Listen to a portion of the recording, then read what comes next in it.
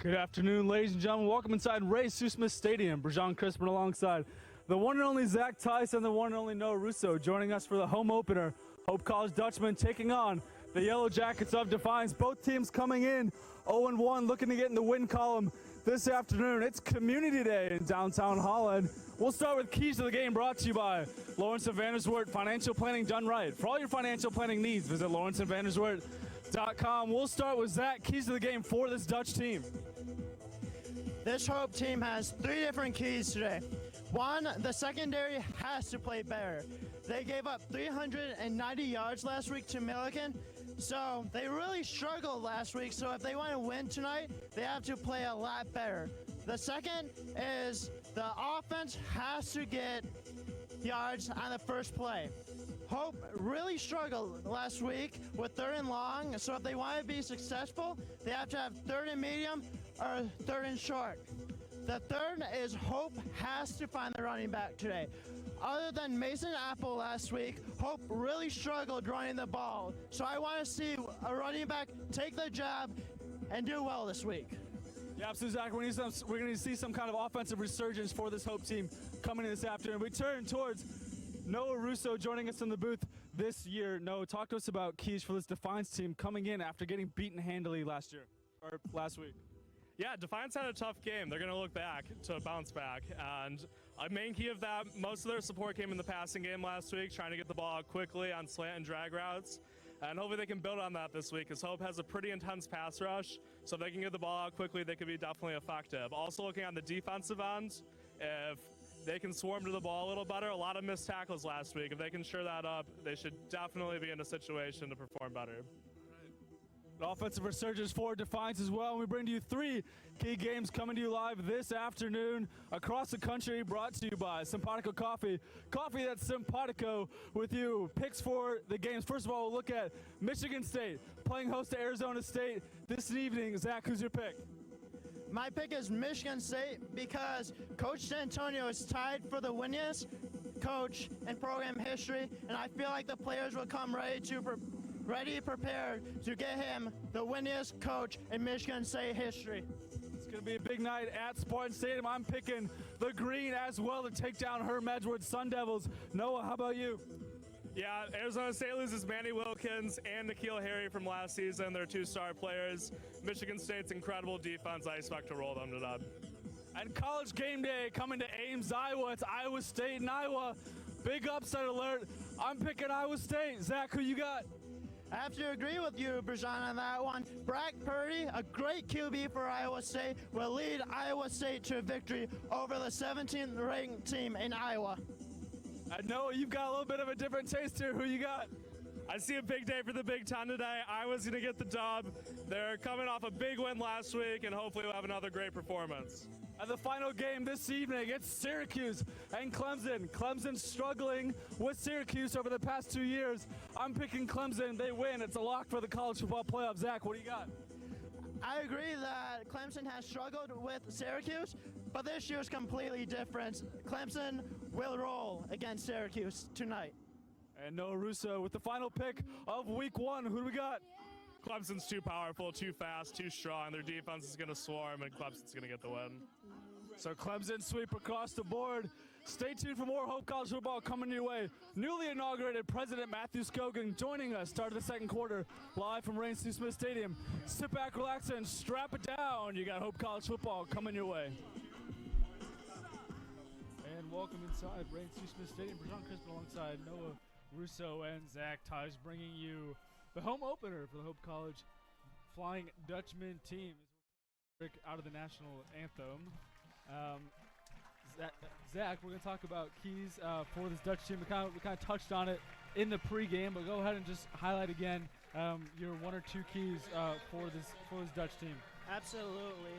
One of the keys is they have to play better on this defensive secondary. Like I said, they gave up 390 yards to Milliken. So if they want to play well today, they have to do better on the defensive secondary. Another key for Hope was they have to get a couple yards on first down. Hope really struggled against Milliken when it was 3rd and long, so they have to get at least to 3rd and medium or 3rd and short. And lastly, Hope has to find the running back today. Other than Mason Apple, they didn't really do very well running the ball, so I look forward to seeing one of the running backs, either Mellon or one of the other running backs, step up today and take the starting job for the season. Then Noah, we welcome you into the booth. Talk us a little bit about this. Talk us a little bit about this Defiance team, what you saw from them last week, and how they can improve upon this week. Yeah, tough week last week. We're looking at only 151 total yards. Big loss, 56-6. Big day for quarterback Reggie Washington. He's got to get out there, get the quick passing game going, use his legs, and extend plays. Overall, Hope looks like we have a more talented roster. So how are you going to make up for that? You got to get quick passes out, a little trick play, short runs, quick passes. It's going to be great. And so we get ready for the coin toss. Mason Apple priming this team for a potential postseason run. We get Shrine in a couple weeks, and that will really give us a glimpse into who will get this postseason berth. Hope finishing 8-2 the past 2 seasons. So Zach, we talk about Hope having to start out fast, really take care of the ball, no turnovers. What do you have to see from Mason Apple specifically as he wants to lead this team as we start this game? Absolutely. He has to continue to take charge of that offense. How Mason Apple plays is how the offense goes. If Mason Apple plays well today, the offense will be successful. But also the running backs and the wide receivers have to continue to step up so Mason doesn't have to be the only offensive threat on the field. And we are getting ready to hear the results of the coin toss. Mason Apple, one of their captains. And Hope will receive the ball. As we get ready to go on Community Day, a beautiful crowd on hand this afternoon. And fans, make sure to stay tuned to start of the second quarter. President Matthew Scogan will be joining us in the booth to talk about all things Hope College and some Hope College football. So we get ready to go. This game brought to you by Lawrence and Vanderswert. Financial planning done right. For all your financial planning needs, visit lawrenceandvanderswert.com. Like the announcer says at Michigan State, it's a beautiful day for football. And it is a home opener. Ray Susma Stadium, this storied tradition. We get ready to go. Mostly sunny degrees. Wind out of the west-southwest, 15 miles per hour. Careful out there, fans. UV index are rather high, 6. And Defiance gets ready to kick it away. We'll see if Hope can get out to an early start, try to get a good big play in the return game. It's going to be quick. It's going to be really important to get off to a good start offensively.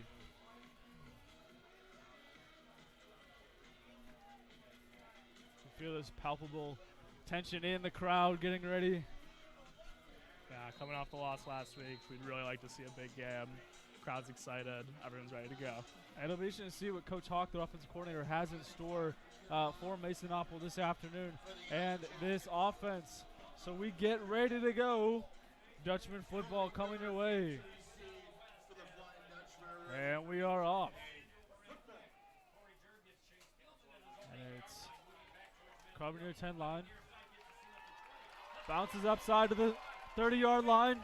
And he's pushed out of the bounds around 35-yard line. Good return for this Dutchman team. Great wall set up by the Hope return team, able to get him from right to left. Get a nice game. This Hope offense will take the field, trying to get out to a quick start and pick up yards.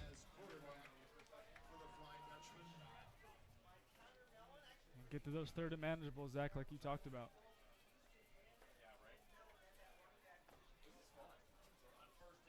And it is 1st and 10. Apple in the gun, trips right. Handoff goes middle. Great hole by the Dutch. To the 30, the 20, the 10. How about that? First play from scrimmage. Touchdown, Flying Dutchman. Noah, like you said, Hope has to get off to a fast start, and that is an absolute perfect start for the Dutch, and a great hole by the Dutch O-line. Good job. Yeah, great block down by the fullback. Kenya Houston able to explode through that hole and take off. Show that speed for a big guy, you know. Can't get off to a much better start than that first play from scrimmage. And Hope on for the PAT. And the kick is up and good. So a quick 7-0 start for this Dutchman team. Defiance in shock. You could not have asked for a better start from Hope in that game. It's a great job of Kenya Houston being a downhill runner, finding the open hole and taking it to the house. 7-0. That's a tough job for the Defiance defense. Linebackers got pushed out a little too far. They weren't able to come down. No one even got a hand on Houston. If that's any indication, it's going to be a long day for this Defiance defense. Gave up 56 last week. Who knows what that total will be this afternoon. And that's exactly one of the things we talked about. We talked about how Mason Opel kind of dictates the offense.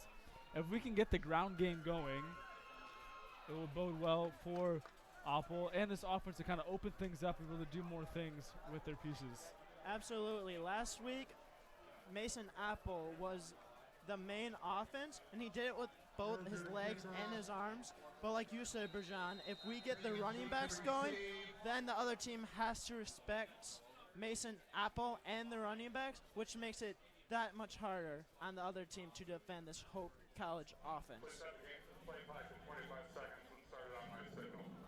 Devin Hewitt back to receive for this Defiance team, looking to get any kind of spark. And the kick is up and away. End over end in the end zone. Hewitt bobbles it, and he'll bring it out. Not much room to work, and he's brought down at about the 6-yard line. Big special teams play for Hope College. Great play by the Hope special teams and making a tackle on the, looks like, 10-yard line. I know you talked about Washington for this Yellow Jacket offense having to do a lot of different things. What do you expect to see from their offensive coordinator and kind of what they come out with for their first offensive series? Well, you're already behind the 6. You're already stuck at your own 10-yard line. That's a tough start. Probably like to see a quick run, get it off to a nice start, and hopefully try to work in some passes. Though they're going to have to take it conservatively, because if they make a mistake at this point, they could definitely pay for it. On the Hope side, I would like to see the Hope defense stuff the run and force Defiance to throw the ball through the air, which will make the defense that much easier to stop, knowing that they have to throw the ball. And first penalty of the game, early laundry on the field, and delay of game, so the ball will be pushed back to the 5-yard line. And that's just inexcusable. First play, how do you not get your first play out there? Delay game. Penalties are going to hurt this Defiance team backed up to their 5-yard line. It's Washington in the gun. Takes a snap, hands off middle, and he's stuffed for minimal gain for a loss to the 2-yard line. Great play by the Hope defense. Stayed low, pushed out. This Defiance offensive line look like they're going to struggle early. No gain, 2nd and 15. I'm going to bring up 2nd and 15, ball on the 5. 14 minutes and change remaining in the first quarter on Community Day, live from Rain Sue Smith Stadium. It's Washington in the gun. 2 receivers to the right. Drops back in the end zone, looking, nowhere to go. Escapes the pocket and dumps it off for a gain of about 6. Washington shows up that great athleticism on the play, able to move up in the pocket, get outside, extend the play. That's tough for Hope. They're going to have to be able to contain that more and keep them in the pocket. Yeah, those defensive ends are going to have to be disciplined and staying home and not letting them escape. No, like you said. But great job by the Hope defense to swarm the Defiance wide receiver and allow him to get minimum gain, even though it looks like he was open for a few seconds. It'll be 3rd and 10, ball on the 10. Washington in the gun, trips left. Takes a snap, rolls to his left. Looking, steps up in the pocket, finds a wide open receiver in the middle of the field, and he's brought down at around the 30-yard line by a swarm of Dutchmen. So they'll pick up the necessary yardage. Hope's trying to get off the field, And the drive continues for this Defiance team. Noah, like you talked about, Washington able to step up in the pocket, roll right, being able to find an open receiver, and it's Jesse Santori, the senior. Yeah, that was a great setup. They know that they're overmatched up front, so you want to run the sprint pass, get him outside, able to use his legs, decide where he wants to go, and the tight end was able to sneak into the wash. So it's 1st and 10, ball on the 31-yard line. Washington steps back, looks, scrambles, dumps it off, and he's pushed out of bounds at the 40-yard line. It's Terry Geiger. Terry Geiger looks like a beast. We watched him out in warm-ups, just making some one-handed catches. Big kid, he's physical. And Terry Geiger is one of those security blankets for Washington. The guy that's always open, knows how to find the open space. Zach, what do you see so far from this Dutchman defense? They had him pinned down in their own behind the 20, and now Defiance is driving the ball down the field. Yeah, absolutely. They had him pinned down, but Washington is using his legs to get outside of the defensive end, which you can't do as if you have a quarterback that can run. So you have to force the quarterback to stay inside the packet, just like they did right there for the Hope defense. And it's Jeremiah Purnell, the junior linebacker, brings Washington down. It's a great job by Purnell coming in late. It's a delayed blitz so that the offensive line spreads out, and he's able to get right in there.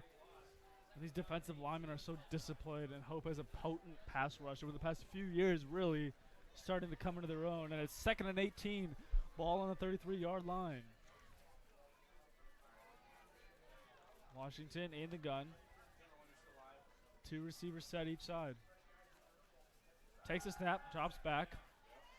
Pressure, escapes the pocket, rolling to his right, throws it deep downfield. Up for grabs, the ball falls to the turf, no damage done. Great job by Washington, escaping the pocket, at least giving his receiver a chance. Jacob Vorst, the senior. Yeah, and they try to get Vorst out on that action. He's a tall receiver, he's almost 6'5", and try to throw jump balls to him is an exceptional idea, but great coverage by the Hope defense. Yeah, the secondary for Hope has played well so far, and that one play right there shows much improvement from the first game, because those 50-50 balls the first game was won by Milliken like 80 to 90% of the time. So that 50-50 ball won by Hope there is a huge advantage for the secondary. As Washington steps back, drops and throws it out of bounds towards the Defiance bench. So it'll bring up a big it'll be 4th down, 4th and 18. And they'll bring in the punt team. So a couple of first downs for this Defiance team, and they will punt the ball away. Yeah, not the dry finish you'd like. Hope did a good job on the last play by dropping back, not rushing too many people, forcing Washington to make a decision. He wasn't able to. Hopefully would like to build on that on the next drive, though. The key for Hope's defense is to keep Washington in the packet and do not let him run. And it's a short punt, and it bounces around the 40-yard line and will be recovered around the 36-yard line. So the Hope offense will take the field. Hope might even got a piece of that, I'm not sure, but it looked like they got some very good pressure up the middle. So it's hard to follow up the first play from scrimmage, Kenya taking it to the house. Zach, what are you looking for on the second play, really the second series from this Dutch team? I'm looking for the line to continue to get great blacks and to continue to run the ball, because if they can run the ball today, they will have more time off the clock, which will not allow Defiance to score. And it's Houston. And he lowers his shoulder and gets tackled around the 42-yard line.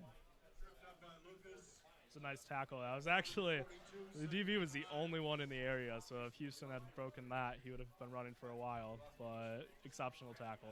So he picks up 5. It's 2nd and 5, ball on the 42-yard line. Oppel in the gun. Houston offset to his right. 2 receivers set each side. Oppel takes a snap, drops back, looking, throws it over to the middle of the field, and it's caught by Boss for a Dutchman, 1st down. Great play by the senior Apple to the senior Boss. They have very good chemistry because they're both seniors and they've been around for Hope for 4 years, and that's going to be great chemistry for this game and for the rest of the season. Yeah, Defiance came out in zone coverage. Oppo was able to read it, hit the dig route to Boss. Great play. Hopple in the gun. Two receiver set left side. Takes a snap, stretch play right, and it's Mellon. Escapes the first tackle and gets wrapped up around the 40-yard line. No gain there. And that's the swarm we're looking for. We talked about it before the game. Mellon's the shifty guy. He's very fast, able to break a tackle, but the Defiance defense was able to swarm and get another hat to the ball. So it'll be 2nd and 8, ball on the 42-yard line. Hope really having to put together a drive for the first time in this game. It'll be interesting to see what Hawk has up his sleeve here. TJ McKenzie to the left. Excuse me, it's Mellon. And he gets met by a swarm of Yellow Jackets and get brought down behind the line for a loss of about 2. This brings up the point where Hope has to get in 3rd and medium to 3rd and short if they want to be successful today, because they've struggled so far this season at 3rd and long, and you have a 3rd and 9 right here, which does not set up well for the Hope offense. Yeah, 3rd and 9, definitely a blitzing situation. I'd like to see the ball get out quick, try to run more of like a fade or a slant. So it's Oppel in the gun. Mellon to his left. 3rd and 9. Takes a snap, drops back. Looking, nowhere to go. And dumps it off to Mellon, who has plenty of real estate to run. And he gets tackled around the 23, 22-yard line. And it'll be a Dutchman first down. So nice job by Oppel moving out of the pocket and finding an open receiver. Yeah, play breaks down. Mellon does a great job getting open. The linebacker for Defiance definitely forgot about his man-to-man situation and able to exploit it. So it'll be 1st and 10. It's going to be ball on the 27-yard line. And it'll be Houston, the lone back, behind Oppel. And it will go to Houston looking for running room. Downhill runner gets tackled after a gain of about 3. Yeah, Defiance's D-line's just getting manhandled right now. They are not showing much movability to get into the backfield, and the linebackers are struggling for it. So you'd like to be able to see the D-line put up a little more effort. You got some big guys up there, try to go make a play. Yeah, which is a good sign for Hope, because the line struggled the first game, so it's really good to see the Hope offensive line start to dominate the defense. That's Oppel in the gun, 2nd and 5. Play action, looking, fires it over the middle, and just over the head of the boss outside, and it will be incomplete. Good opportunity there up the seam. Yeah, blown coverage, great call by Hawk. Just not able to finish. Next time they'll definitely be able to hit it. So that brings up 3rd and 5, another 3rd down for this Dutchman team.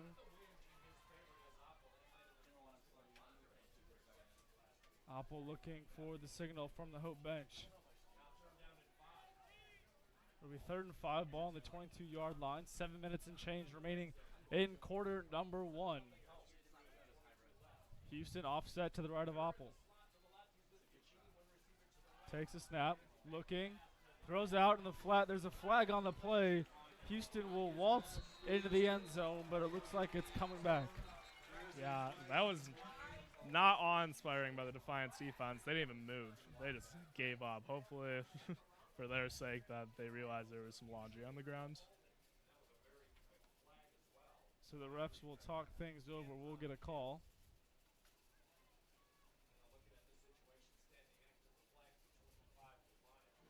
Personal foul, hands to the face, defense, number 91, and penalty is declined, touchdown. That was a great play call by the offensive coordinator, Hawk, which allowed Houston to score his 2nd touchdown of the game. Yeah, definitely exploiting the flats early, able to get a lot of big gains. Probably look for Defiance to switch to more of a man-to-man, attack up the middle a little more, because they're just getting bludgeoned on the outside. Hope on to attempt a PAT. The kick is almost blocked, but it's up and good. So it's early 14-0 lead, and exactly the kind of start that Hope was looking for after dropping the opener against Milliken. Hope always plays a special kind of football at Ray and Sue Smith Stadium. So we'll step away and be back right after this. 14-0, the Hope lead, 7:13 remaining in quarter number 1.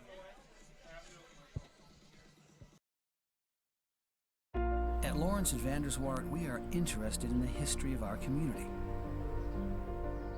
In 1851, Holland's founder, Albertus Van Raalte, wanted to establish a secondary school where students could get the best education with an emphasis on Christian character.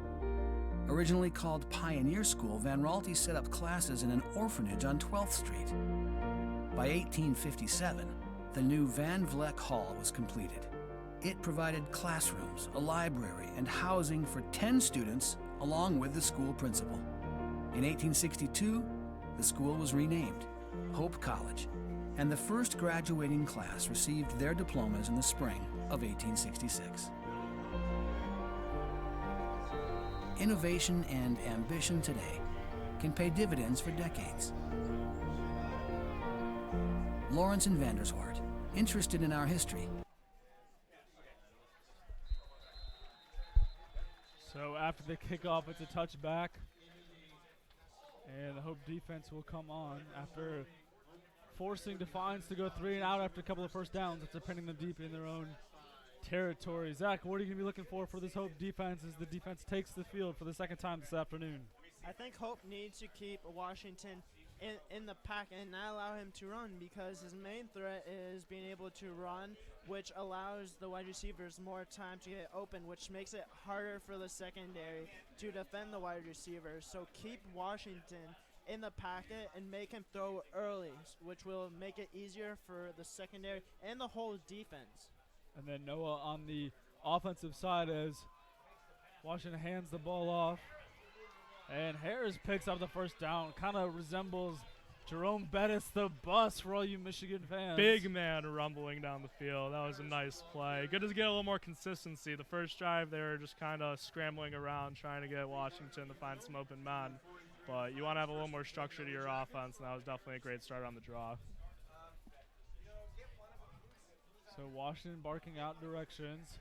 It's 1st and 10. Ball on the 43-yard line. Washington under center for the first time this afternoon. Man in motion. Jet sweep goes left. And it's met and upended for a minimal gain. What a tackle. Great play by the safety. He read the jet sweep, and he went and read his man, and he made the great tackle. And that's TJ McKenzie. That's Luke Becken. He's in the senior, making the tackle. Yeah, great fill. Usually the jet sweep, you're trying to get an explosive play out of. A big high risk, high reward. Just risk on this play. Hope played it great. The jet sweep was a staple of our offense in high school, and that's why we didn't make the playoffs. So shout out to you, Coach.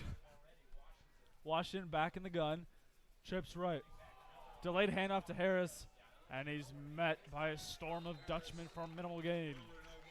Yeah, it's a weird draw that they run. They act like they're going to drop back, but then he kind of rides them a little bit, which is interesting. Most teams don't run it that way. It worked for them the first time. Not much of a gain that time. It was better by the Hope defensive tackle by staying in and not going up the field, which allowed the play to be blown up. So to bring up 3rd down and 9, a big 3rd down for this Defiance offense. Washington comes out in the gun. Harris 2 yards behind him, trips right. Washington rolls right, looking, has to step up into the pocket, and he's sacked and brought down for a loss of yards. That'll be 4th down, and Defiance will punt, and Washington is taking his time to get up. Great play by the outside linebacker to keep Washington in the packet, which allows the packet to collapse, which doesn't give Washington time to get out of the packet, and that was a great sack by the Hope D. Yeah, Hazen had a great play up there coming up, and able to get pressure with only 4 guys rushing. That's not an awe-inspiring look for the Defiance offense.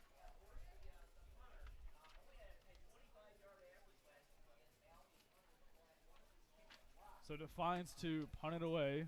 Forwards to punt. David Boss deep to receive. Boss back to receive about the 22-yard line.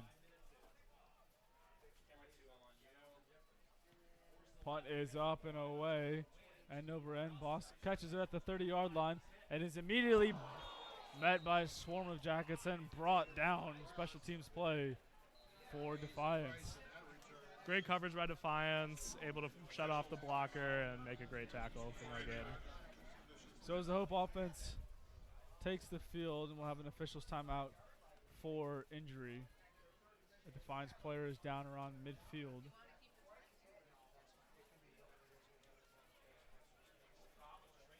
So during this injury timeout, fans, make sure to sign up for the Hope College Front Row mobile app. Get the latest score updates, statistics, and game recaps on your phone for the new Hope Athletics Front Row mobile app. Sign up for any sports you want to follow, including football, basketball. You set the preferences. Available on iOS and Android devices. Search hopeathletics.edu/front row. Injured player still on the ground, looking to get a number. More than 500 students participate in Hope's athletic program each and every year. Our athletes and coaches are passionate about using sport, academics, and service to shape their time at Hope. And it's Noah Pastore, the long snapper. The orange and blue fund, And he's helped off. student athletes experience here. Hope College crowd gives him a nice round of applause.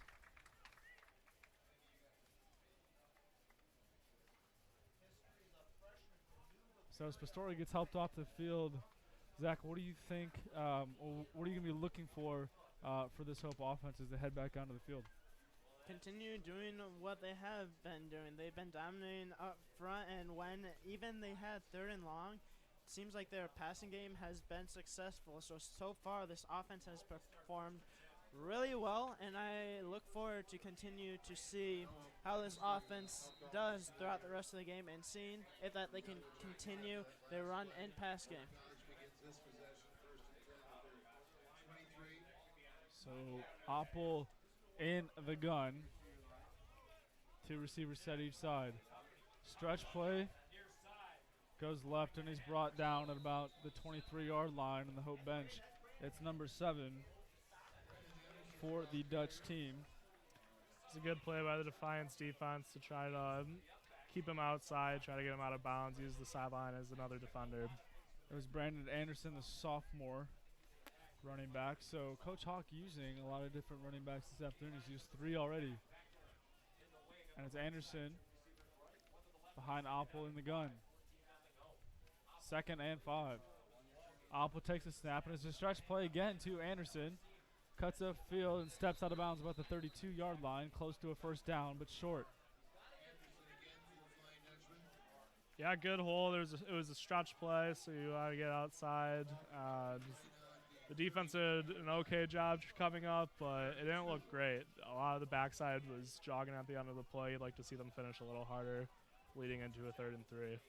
So they bring in Houston, their downhill runner for 3rd and short. Zach, you talked about getting these 3rd and manageable situations. It's 3rd and 2. Absolutely. This allows Hope to do many different plays and allows it easier for the Hope to pick up the 1st down just like they did right there. Houston for the 1st down. And Houston will pick up the 1st down.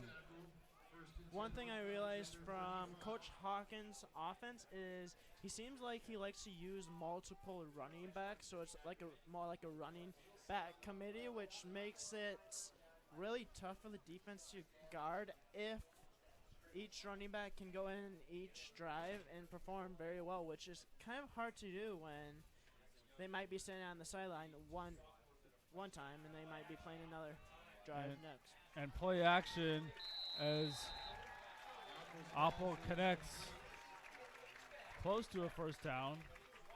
It was the H-back. Hope's just going to keep attacking the fly unless Defiance stops up and does something. So you like to see a little bit of a defensive transition, though there hasn't been anything so far. So look for Hope to keep just doing what they're doing. So it'll be 2nd and 1, ball on the 44-yard line. As we near the end of the 1st quarter, fans remember to stay tuned for a special interview. Start of the 2nd quarter, President Matthew A. Scogan will be joining us in the booth as Apple finds ball down the middle of the field. Play action, touchdown, Dutchman. That chemistry between Boss and Apple works out right there, and Boss is a fantastic wide receiver, and he just literally ran past everyone for a touchdown for And the Dutch. Noah, you called it. They missed that play earlier on in the first quarter. You said they hit it again, and they did. Yeah, able to execute completely different this time. Same exact play call. Great job on the play action. Draw the linebackers in, the safeties down, burns them deep. Great play. And this afternoon, you've seen Apple effective through the air, something we're not typically used to seeing.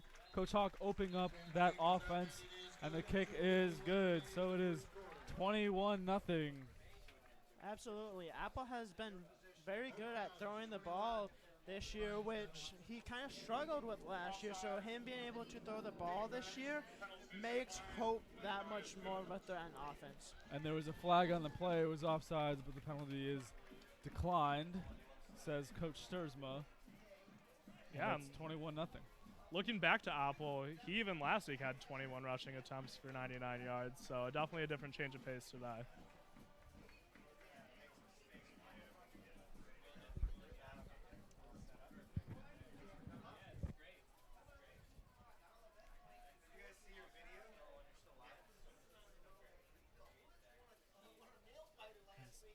No, what are you going to be looking for this Defiance offense? Nothing's been working so far. Where do you see they have to change things up in order to start being productive on offense? Yeah, I mean, you needed points on this drive. You're already down 21-0. The rushing game looked a little better on the last drive, though that's not going to be able to put up points quickly. So try to get a chunk play, big pass. Defense is going to be a little conservative for the first play of the drive. Try to attack deep. And back-to-back touchbacks. And this Defiance offense will come back out on the field. Fans, make sure to sign up for the free email sports report delivered to your inbox every Tuesday and Thursday. Get the latest scores, news, and updates straight to your inbox. It is the sports email report. Zach, you should get the sports email report. I should, especially when I'm not able to watch the games. It gives me great knowledge of how Hope athletics are playing. There you go. And no, you got to get the Front Row mobile app, man. It's free on all Android and iOS devices. I know. I'm about to download it right now. Oh, you're Super downloading it right now? excited. Oh, Yeah. that's fantastic. We'll check up on that later on as Washington, and the ball is bobbled. Hope says they have it. Ref rules an incomplete pass. He did not catch it and make a football move with all the rules of what is a catch and what isn't a catch these days. It'll be incomplete. It'll be 2nd and 10, ball on the 25-yard line. Yeah, it was a good job trying to run Hope's idea of getting in the flat and try to attack out there, but Hope is prepared for it and made a great hit. So the Defiance offense looking to get something going. It's 2nd and 10, ball on the 25-yard line. 21-0 the Hope lead. Trips right. Washington steps back looking. Scrambles. Steps up in the pocket and is brought down right about the first down marker. And they will move the chains, says the side judge, so it's a first down for this Defiance team. That was a gritty play by Washington, trying to get out there, try to make his legs work. He took a big hit at the end. We'll see if that shakes him up a little bit. If Defiance wants to be successful today, Washington has to start taking over the game and do more plays like that if they want to score on this drive. And Harris is brought down for minimal to no gain. Yeah, Defiance looked a little cute, to say, on that run. A lot of jump motion, a lot of slow action, and they're not pulling guards. There's no power football. It doesn't look good. Not sure if cute is the right word you want to be attributed to. Cute as is not a football football player. term, Okay. and they just made it once. So Man in motion, jet sweep goes right. Brought down about the 37-yard line. Good fill right there by the Hope safety doing his job, reading the jet sweep, and if the quarterback hands it off, you fill the hole, and a great tackle by the Hope safety. And it'll be 3rd and 8, ball on the 37-yard line. A minute and change remaining in quarter number 1. And this is a tough place to be in. Look for maybe a screen pass, something break a couple tackles, because their deep passing game has not been existent so far. Washington in the gun, trips left. Takes a snap, drops back, immediate pressure, scrambles to a right. Plenty of room to run, and is drilled out of bounds about the 46-yard line. Big hit out of bounds. And it'll be a first down, so the chains will move. Gutsy play by Washington as he picks up the first down, trying to will his team on this drive. That's all they've got going on right now. They are purely relying on their quarterback to make plays for them and get them down the field. Look for Hope to keep working on that contain. Maybe have a linebacker work as a spy, try to follow him around a little bit because he's the only one gashing them right now. And Washington under center. Man in motion, it's Geiger. Jet sweep, and Harris is brought down after a gain of about 1. And Great tackle by the outside linebacker. And this is an interesting looking offense. It's very similar to Michigan State style. You have the single back under center, and it's either run up the middle, a lot of jet motion. Hopefully they can try to find a little more success, though, than they have earlier. I will say, continue to say, Brian Lewerke is the most overrated quarterback in the Big Ten as Washington takes a step and gives it to Harris, who plows ahead for about 1 yard, and that will take us to the end of the first quarter, presuming Defiance doesn't try and run a quick play. That jet sweep looked like Dave Warner from Michigan State to the wrong side of the field. So Michigan State fans, if they've been watching this game, realize the pain of a jet sweep. And that'll be the end of the first quarter. Hope up 21-0 big on Community Day. Don't go anywhere. We'll be right back with President Matthew A. Scogan joining us in the booth. We'll be right back.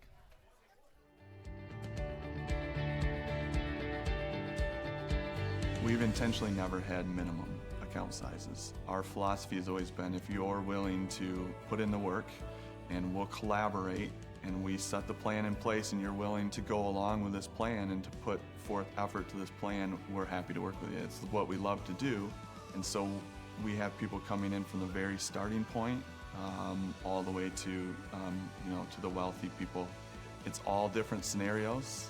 Financial planning is not just for the wealthy.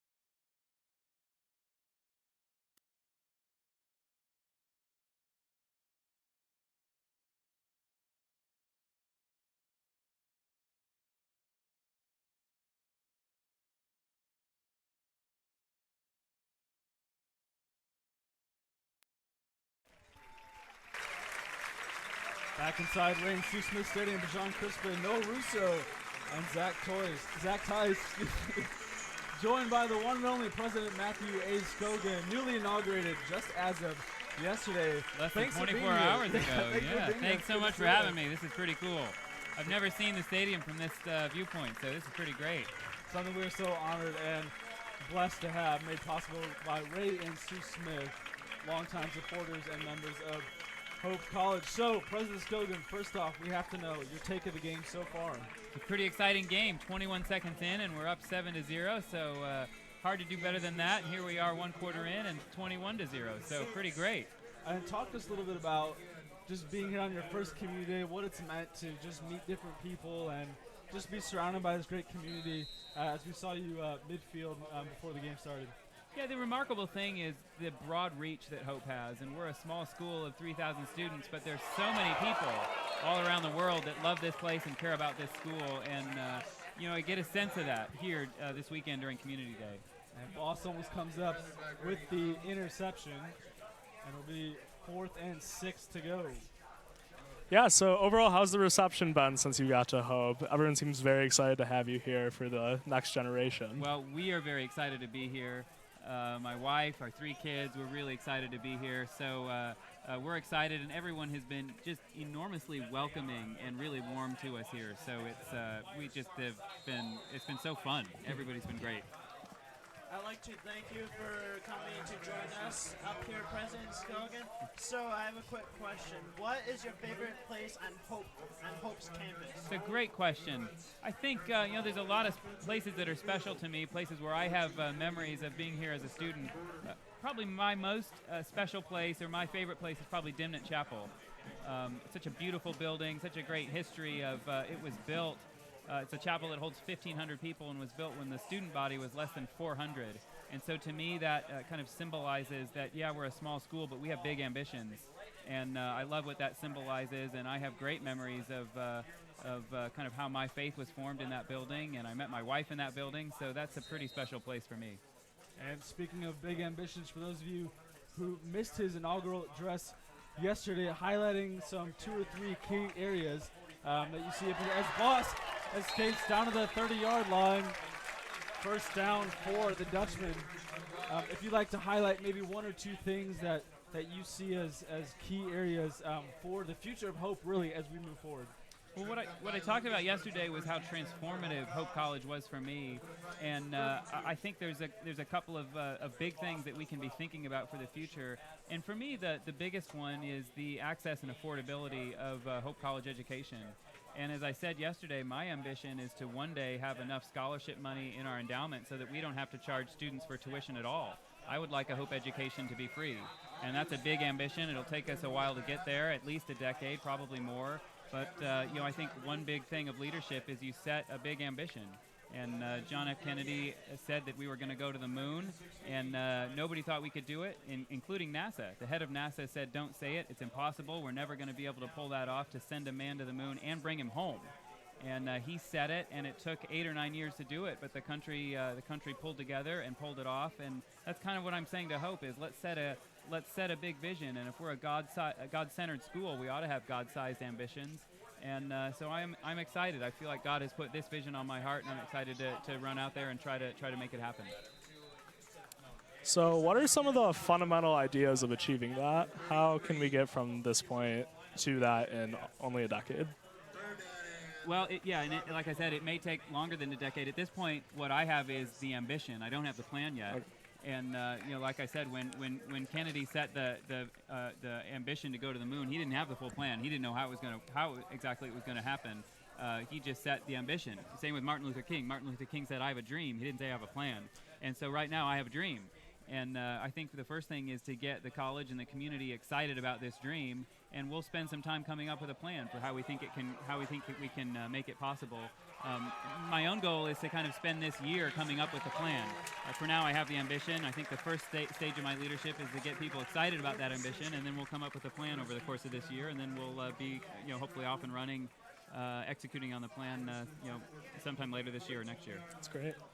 And Apple lowers his shoulder and picks up the first down, so it's 1st and goal to go for this Dutchman team. 21-0 early in the second quarter.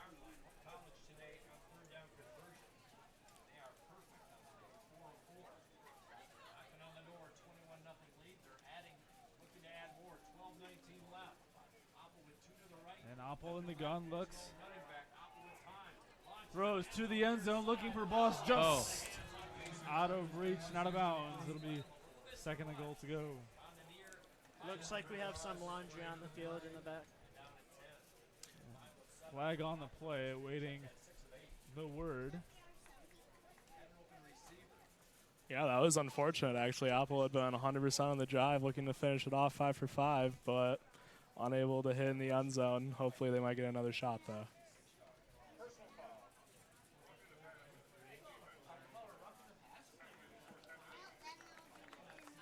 So it's going to be a roughing the passer call. It'll put Hope at 1st and goal to go. So fresh set of downs has Hope in the red zone. Brought to you by Simpatico Coffee. Coffee that's simpatico with you.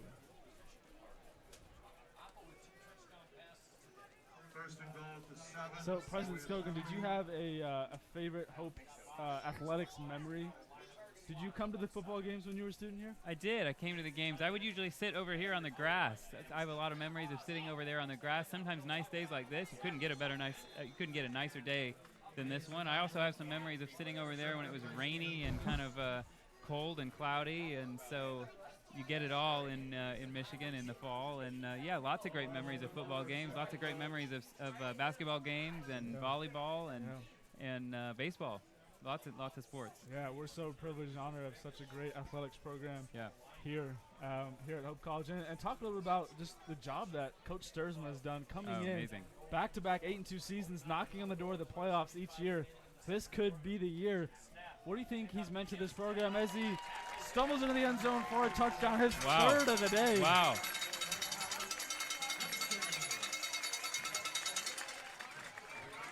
Hope's just dominating. Kenya's taking advantage, and they're just off to the races. Kenya has definitely stepped his game up today and has taken over the running back role. So it's 28-0 pending the PAT. Almost blocked, but it goes through, and it's 28-0. Yeah, you were saying Coach Sturzman, he's just an incredible leader, an incredible asset to the college, to the community, and we're so blessed to have him. This is only his fourth year, right? This is his fourth full season. So he's made tremendous progress in a short amount of time, and I'm thrilled and honored to call him a colleague. He's a great leader, and was there kind of right by my side when I was here interviewing for this job in November, and he came up to me afterwards and he said, "I'm all in on you," and I said, "Well, I'm all in on you, so let's do this together." And he's just an enormous asset to Hope College. Absolutely. Fans, make sure to stay tuned. This evening, the Hope men's soccer team plays at Van Andel Stadium, part 2 of Community Day, post-game fireworks show. Make your plans to be with us then, or catch the live stream. Zach Tyson will be on the call for that as well. President Scogan, if you have to pick one sport, what would your favorite sport be to watch or attend? Well, if I'm watching something, my sport is baseball. I played baseball as a kid, and I love baseball. I love going to baseball games, and I love watching baseball on TV. So baseball is kind of probably my favorite sport. But, yeah, I like them all. I like football. I love basketball, especially basketball at Hope. There's nothing better than a basketball game at Hope. So, yeah, I like them all. But if I had to pick one, I guess I'd probably pick baseball. What team do you root for in baseball? I root for the Tigers. I grew up watching the Tigers, so I root for the Tigers. And I'm kind of American League, so it was hard to root for the Yankees when we lived in New York, but I did sometimes if it came down to it. We lived in Boston the years that Boston first won the World Series after their long drought. We were in Boston from 03 to 06, 05, something like that, and so we were there. I think it was the fall of 04, fall of 03, if I remember right. 04 when they first won it after the long drought, and so it was hard to be in Boston at that time and not be a Red Sox fan. So we found ourselves, when it was Red Sox, Yankees, always rooting for the Red Sox. But yeah, the Tigers is the team I grew up rooting for. As a Tigers fan myself, I fully understand the pain of watching the Tigers play right now because they are rated. They have the worst record in baseball, but hopefully they'll be good in a couple years. Yeah, it's a rebuilding time for the Tigers, but they'll come back. So for those of you at home who really don't know or aren't familiar with the background of President Scogan, talk to us a little bit about the timeline of really just quick highlights from when you graduated to how you find yourself back here as the president of your alma mater. Yeah, it's a fun thing. I've always said I never saw this being in my career path. I had a career in business and in government that I loved and I was proud of. It was a good path. I graduated from Hope in 2002 and then went to Boston and did a graduate school program at Harvard, and then worked in the state government in Massachusetts for a while for the governor of Massachusetts, and then was in Washington. I did 2 different stints in Washington, actually, one in the White House, one in the Treasury Department. And then for the last 10 or 11 years, we were living in New York City. And I worked for 6 years at the New York Stock Exchange and for 5 years at an investment bank, and had a great time and loved my life and my career. And then in a very divine way, God really called me back to Hope College to do this job, and I'm just so honored and thrilled to be here. As Harris gets brought down after a gain of about 6. It'll be 2nd and 5, ball on the 34-yard line, 28-0 the Hope lead. 9 minutes and change remaining in the first half. Washington looks, and the pass is batted down at the line of scrimmage. Great defensive play. Great defensive play by Bryce Jopek right there. And like you were talking earlier, Noah, Defiance finally got that big play they were looking for, and now they're in great field position to get the first points of the game. Right, down 28-0, looking to be aggressive, try to get back, try to get to the end zone, period. This is their first time over the 50. And President Skogan, looking back to all your experiences, how are there any like underlying factors that you'd say have helped shape you for this job?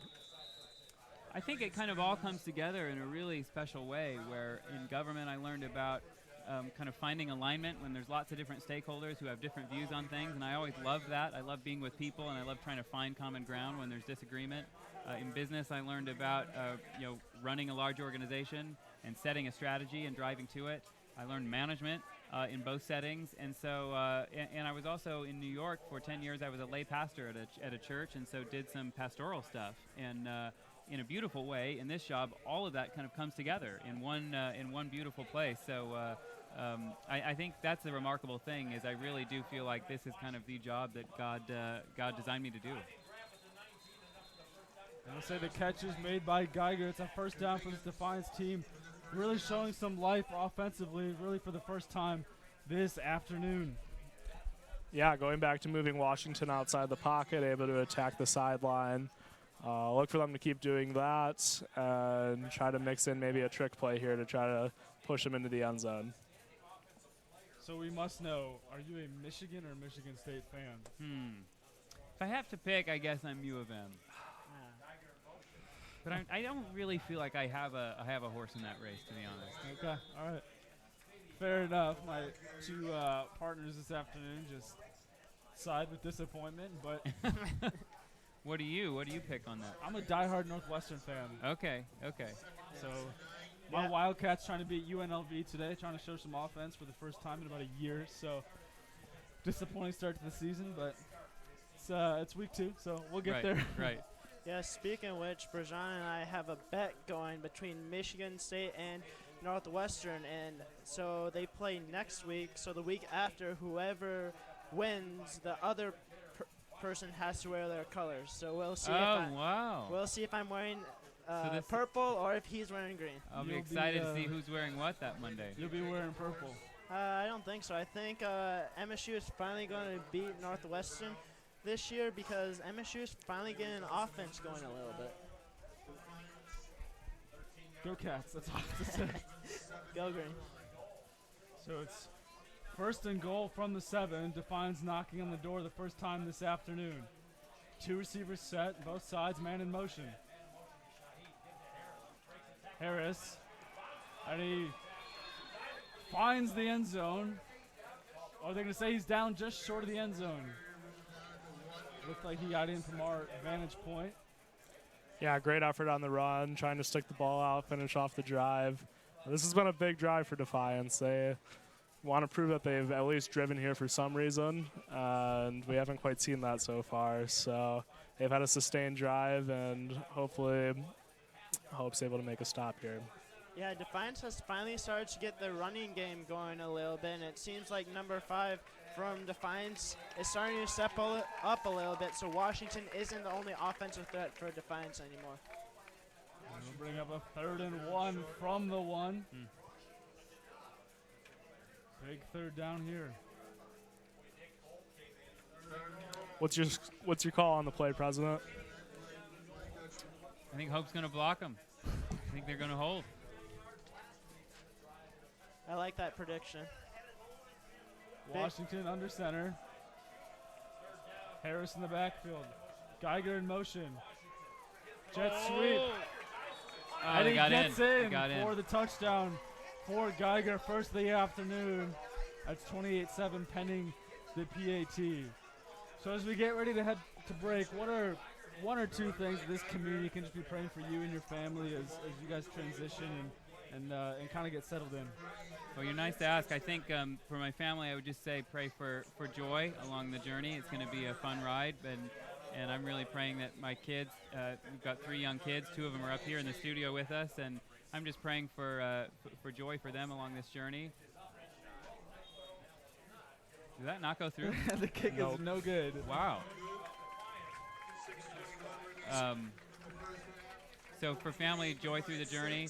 For me, just wisdom And then for Hope, I've been praying for unity and diversity and the ability to have a God-sized ambition.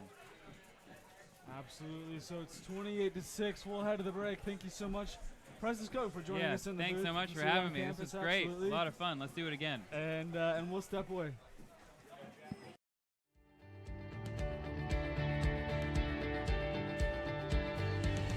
You know, when you're more than a manager, you're not just saying, wow, you came in, thanks for coming in, and you know, this is what your investment did. It's so much more than that. There's so much more going on in their lives than just these investments, and it's good to understand that totality so that you can say, well, you know, I know there's a better way of doing this, or I have a resource. I know, you know, there's some other resources that we can help you with here. So it's not just financial planning, it's serving people. It's serving people and loving on people, and that's very joyful. Back inside Ray Sue Smith Stadium, Brajan Crisper alongside Noah Russo and Zach Tice. 28-6 after the missed PAT. Hey, you got my last name I right did. this I did. time. I got your name right. My apologies to the entire Tice family for mispronouncing your name. And the kick, it's an onside kick attempt. And it looks like Defiance has the ball. Did that travel 10 yards? That is the question of the hour. Stursma says it should be Hope's ball.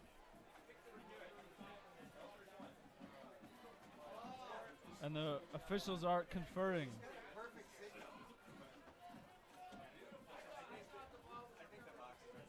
No confirmed word yet.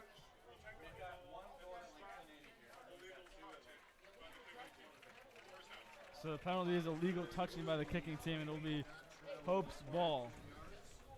Defiance has a little momentum going there, so that's a great call by Defiance to do a little squib kick for an onside, and they almost caught Hope offsides for that, and they almost got it, and they were probably about a yard or two short of not recovering that kick. I love the aggressive call.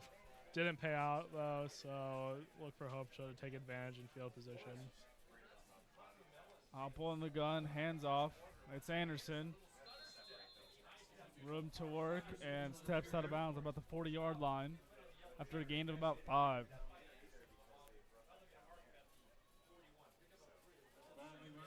Anderson's an exciting player. He's a track athlete, and he can definitely show that burst and speed to get outside. Yeah, absolutely. Hope has been using a committee of running backs, showing each running back have different skills. You have Kenya, the power running back, and you have Anderson, the quick running back, and Mellon also is the quick running back as well. No, just like you talked about, working the flats all afternoon. That's Anderson, room to run down the sideline, and he scores. Touchdown, Hope College. Just like you said, Noah, Anderson shows off the speed right there to race to the end zone. That was an exceptional play by Anderson. Just able to break through the zone and get to the end zone. So 34-6, 35 pending the PAT, giving this crowd on Community Day something to cheer about. It's a capacity crowd this afternoon. Beautiful Saturday afternoon. And the PAT is up and good for All Britain. So 35-6. We'll get a penalty. The signal is offside on the defense. So the penalty will be declined, and the PAT is good. 35-6. 5:38 remaining in the first half. I love what I'm seeing from Hope's offense here. They're going the run, but they're also showing that they have plenty of skill in the pass. So they're doing a lot of what MSU kind of does. Run the ball a lot, and then pass. Again, another reference to MSU football. You could tell Zach isn't biased at all. Go Arizona State tonight, by the way. I know I just made all of Michigan, half of Michigan, unhappy, but How would you root for Arizona State when you picked Michigan State to win earlier today? yeah, that's a great question. We'll talk about it at halftime, okay? 5:38 remaining. All Britain getting ready to kick it away. Yeah, Mason Apple's got to be feeling pretty good about himself right now. Hawkins did a great job giving him easy throws into the flat, and he's shredding this defense after not throwing a touchdown last week. He's pretty much gone off in this first half and controlled it in his own. The kick is end over end, pursued about the 5-yard line. Tries to make a move and is tackled around the 20-yard line and finally brought down at about the 13-yard line. Great job by the Dutchman to swarm around the returner to allow him not to break any tackles. Yeah, it's been tough today for Defiance in field position. They keep having a few miscues on their returns, and they haven't been able to break any yet. If we're being honest, it's been tough for them in all 3 phases of the game so far. Offense, their offense has been anemic. Their defense has been porous. They're like Oprah, you get a touchdown, you get a touchdown, you get a touchdown. And they and their special teams is no good either, missing on the PAT. So not a great day to be a Defiance fan, but great day to be a Hope fan on Community Day. Washington looking, throws it deep, and it's battle for the ball. Defiance bench wanted a pass interference call. They won't get one as the ball was uncatchable. It sails out of bounds. It'll be 2nd and 10. Yeah, just trying to make a play. Not much there. Washington makes a good throw, trying to get it out of bounds and avoid another disaster. The good thing for Defiance is that they have Washington at QB, and he's been their main offense, and he's going to be a great QB for Defiance. So there's some hope for Defiance in the future having Washington as their QB. Washington throws over the middle, and it's caught at about the 40-yard line. It's going to be not Geiger, but it will be Amin Shahid, the sophomore, making the reception at about the 41-yard line, 1st and 10. Yeah, Shahid's done well so far getting separation. Hasn't been able to get the ball as much recently, but we like for him to get more involved, exposing this defense a little bit, though there have been a few struggles so far. And Harris is brought down for a loss of about 1. It'll be 2nd and 11. And a couple scores around college football this afternoon. Georgia taking it to Arkansas State, up 48-0 late in the 3rd. Ohio State putting it on Indiana 44-10. 4:58 left in the 3rd. Pittsburgh and Penn State tied early in the 3rd at 10 as the pass is incomplete. Temple beating Maryland, ranked Maryland 13-9, 8:03 left in the 3rd. A game to keep an eye on, and of course, the big game, Arizona State and Michigan State, kicking off at 4 p.m. on Fox. Both teams 2-0.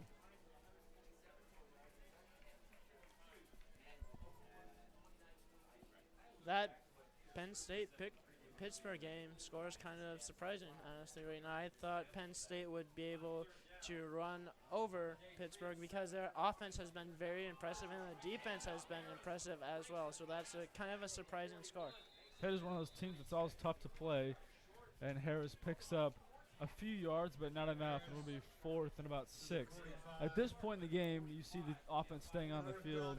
You'd expect them to stay on the field, not really much to lose here. Yeah, they look frustrated right now. All the offensive linemen have their hands on their hips. They definitely need to get more aggressive coming into the second half. They look like they just want to get to the locker room right now.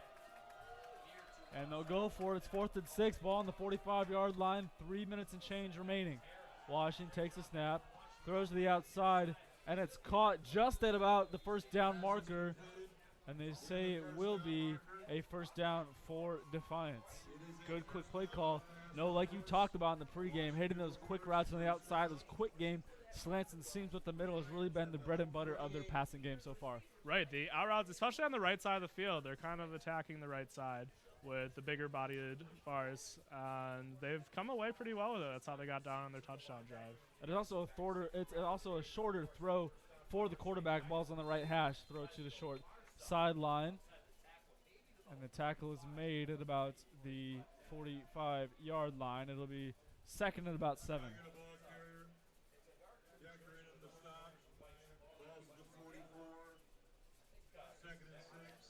Yeah, decent amount of missed tackles so far for the Hope defense on this drive. I'd like to see them stir it up a little bit. I'm sure the coaches are extremely happy about that.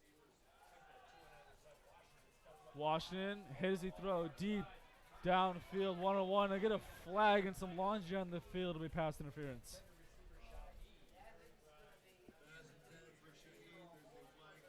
Yeah, good coverage on the field. Unfortunately, wasn't able to get his head around all the way. Got caught a little jersey. They'll call it most of the time. Hope's secondary has been pretty good today. Other than that, looks like it'll be a pass interference call. Defense number 10, 15 yards from short eastbound and automatic. So it will be David Boss who's flagged for the pass interference, the senior safety. And that's the advantage of attacking them down the field. If you can draw a few penalties, frustrate the defense a little bit, you can pick up plays without even completing the ball. So it's Washington in the gun. Steps back, looking, screen pass, and it's almost intercepted. Could have gone the other way. Jarrell Tobo almost had the chance to get a pick six. You could see the anticipation there. Big man wanted to take it to the house. That's a dream of a defensive lineman. Is picking it off or fumbling, rumbling all the way to the big house. I was looking for it. See his little inner Vince Wilfork trying to get down the field.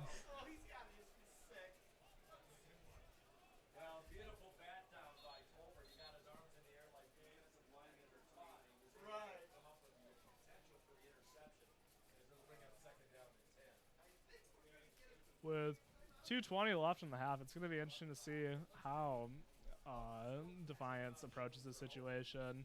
They have a little time, but running the ball is going to be kind of tough. See how they attack the middle of the field. So 2:21 remaining.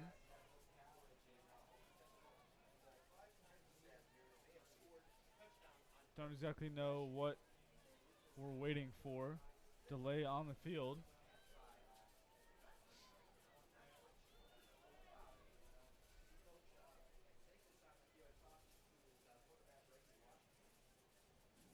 Clock operator, please put 2 minutes and 35 seconds on the game clock. Thank you.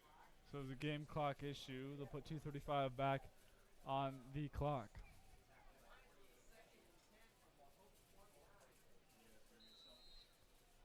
So it'll be 2nd and 10, ball on the 29-yard line. Defiance trying to cap off the first half on a good note. Washington under center. Man in motion, it's Geiger. Takes a snap, drops back, steps up, and he's brought down. Great job by the Hope defensive line keeping their jobs and doing their jobs and not allowing Washington to be able to run. Yeah, that was the contain idea of having a little bit of a spy. The Dion wasn't fully pass rushing. He was more holding on to his blocker because Washington's just shown a tendency to run up every single play, so he was able to attack that. So it's 3rd and 10, ball on the 29-yard line. Trips left. Takes a snap, rolls left, looking, now goes the other way. Throws it into double coverage, and it's intercepted.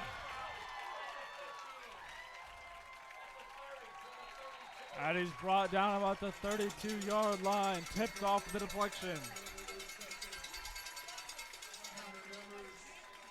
Ilovai's throw into double coverage. Can't throw a black shoulder into double coverage. Able to exploit it.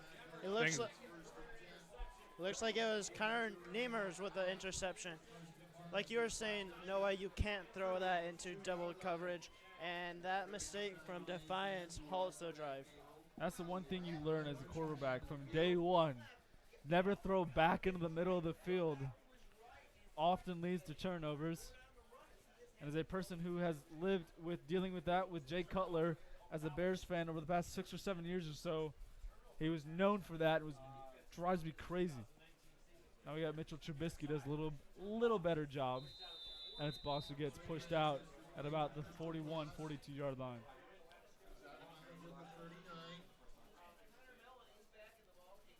Yeah, how do you feel about that Bears game? A little bit of a tough start to the season. Yeah, their offense was the most inept offense I've seen in a long time. You have the offensive weapons. Coach Nagy did not use the offense the way that should have been used. It'll be an interesting game going up against Vic Fangio's Broncos. this Sunday afternoon. At least you're not a Lions fan. Oppel gets drilled. Down to the 20, the 10. Touchdown, Hope. And it's TJ McKenzie, the freshman. I like how Mason Apple stood in the packet as long as he possibly could, and even though he got drilled, big play by the Dutch. Yeah, great play by Apple. Going back to Defiance's defense, just you got to wrap up. You got to try to make a play. They didn't on that play. Great job by the freshman to exploit them. Gilbert standing tall in the pocket, getting absolutely drilled. And Albritton will be on to kick the PAT. And it is up and good, so it's 42-6. Defiance giving up 56 in week one, already 41 here just in the first half. What kind of adjustments do you think they're going to need to make at half? There's a lot they need to do. They need to try to get a stop. I mean, their coverage has not been great, and they've had 0 pass rush, so try to blitz the linebackers a little more. They're getting taken out of the game by play action. And on the offensive end, they're attacking the outside. It's getting them to the 50 and then not going well. So you'd like to see Washington's mobility. Maybe run I don't know if they have a read option in their offensive scheme, but something to keep the defense honest. They're just on their heels right now, just taking everything from Hope.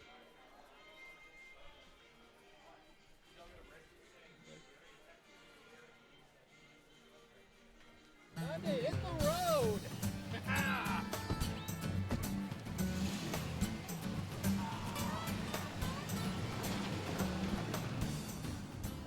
Honey, did you remember to bring the GPS? Nope. Oh. Well, you have an app on your phone to tell us how to get where we're going? I do not. Really? So you have an actual map, like the kind that are hard to fold? You just know where you're going? No idea.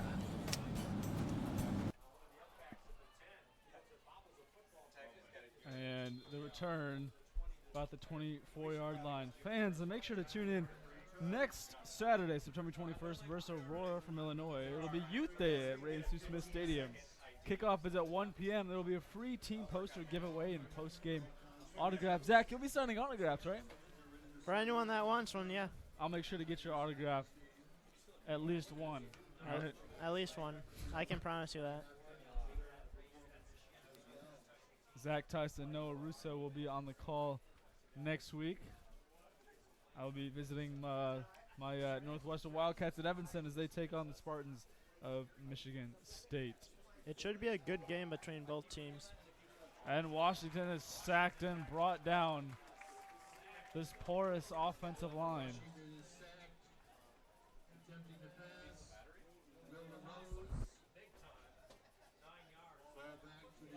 Yeah, it was an exceptional play by the defense. Pass rush has been pretty solid this entire first half. And Washington's going to need some ice at halftime, I think. And it'll be 2nd and 19. Ball in the 15, 45 seconds remaining. Delayed handoff to Harris for minimal to no gain. Don't really understand that play call and a dive. 2nd and long. Yeah, 30 seconds left in the half. I think they're just going to try to get into the locker room and regroup, try to pull off a miracle in the second half. We have seen crazier things in the world of college football. And it looks like they'll try and run one more play. Washington in the gun. Trips left. Takes a snap, drops back. Throws to the sideline and it's caught. Stays in bound. And he's brought down. And that'll be the end of the first half. 42-6, the Hope lead on Community today. Brajan Krishma alongside Zach Tyson, Noah Russo. We'll step away and be back on the other side of the break.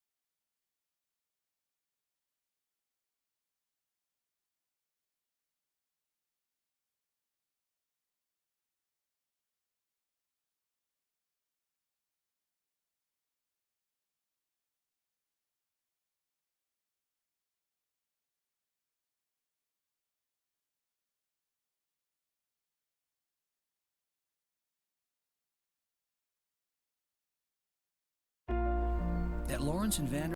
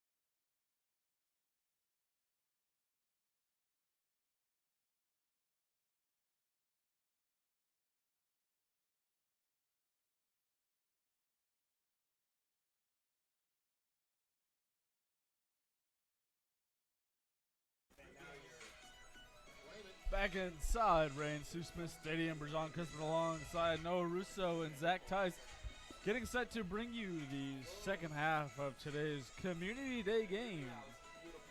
42-6, the Hope lead. No, we kind of talked about before the break what kind of adjustments that Defiance needs to make to kind of climb back into this game. What are some adjustments you think they need to make? Yeah, as we said before, Defiance needs to make a lot of changes. Their offense hasn't been working very well. Obviously, the short passing game to the outside has been effective at points, but they haven't been able to finish those drives. So you'd like to see a little more consistency, and despite the lead that Hope has, you'd like to see them try to get downfield and make a few plays, build up a little bit of motivation for the upcoming games. And then, Zach, on this Hope side, what do you think they need to do to really carry this momentum into the second half and not become a one-half team? I think Hope needs to continue to stay aggressive. Mason Apple has 244 yards throwing, and Hope has 117 yards rushing. So I think Hope's offense has to continue to be aggressive, but that defense needs to continue to be aggressive and now allow Defiance to start to get some momentum.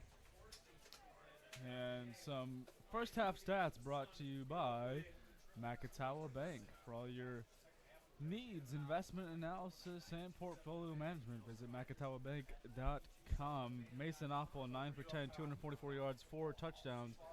His counterpart, Reggie Washington, 9 for 18, 135 yards, and 1 interception that came towards the end of the first half. On the ground, big day for Hope's backs. Kenya, Houston, Mellon, and Anderson all having big days. Houston with 3 touchdowns. So, first play from scrimmage at the start of the second half. It's Washington completes for about 7 yards. And it'll be second and 3 to go. Yeah, it was well blocked up front. They went back to the same out route. They've been running pretty much 3 plays consistently throughout the first half: the draw, the outside, and just quarterback runs. Washington looking for room, steps up, and he finds a receiver for a first down. And it's Shaheed who picks up the first down. So nice first down for this Defiance team, looking for any kind of positives this afternoon.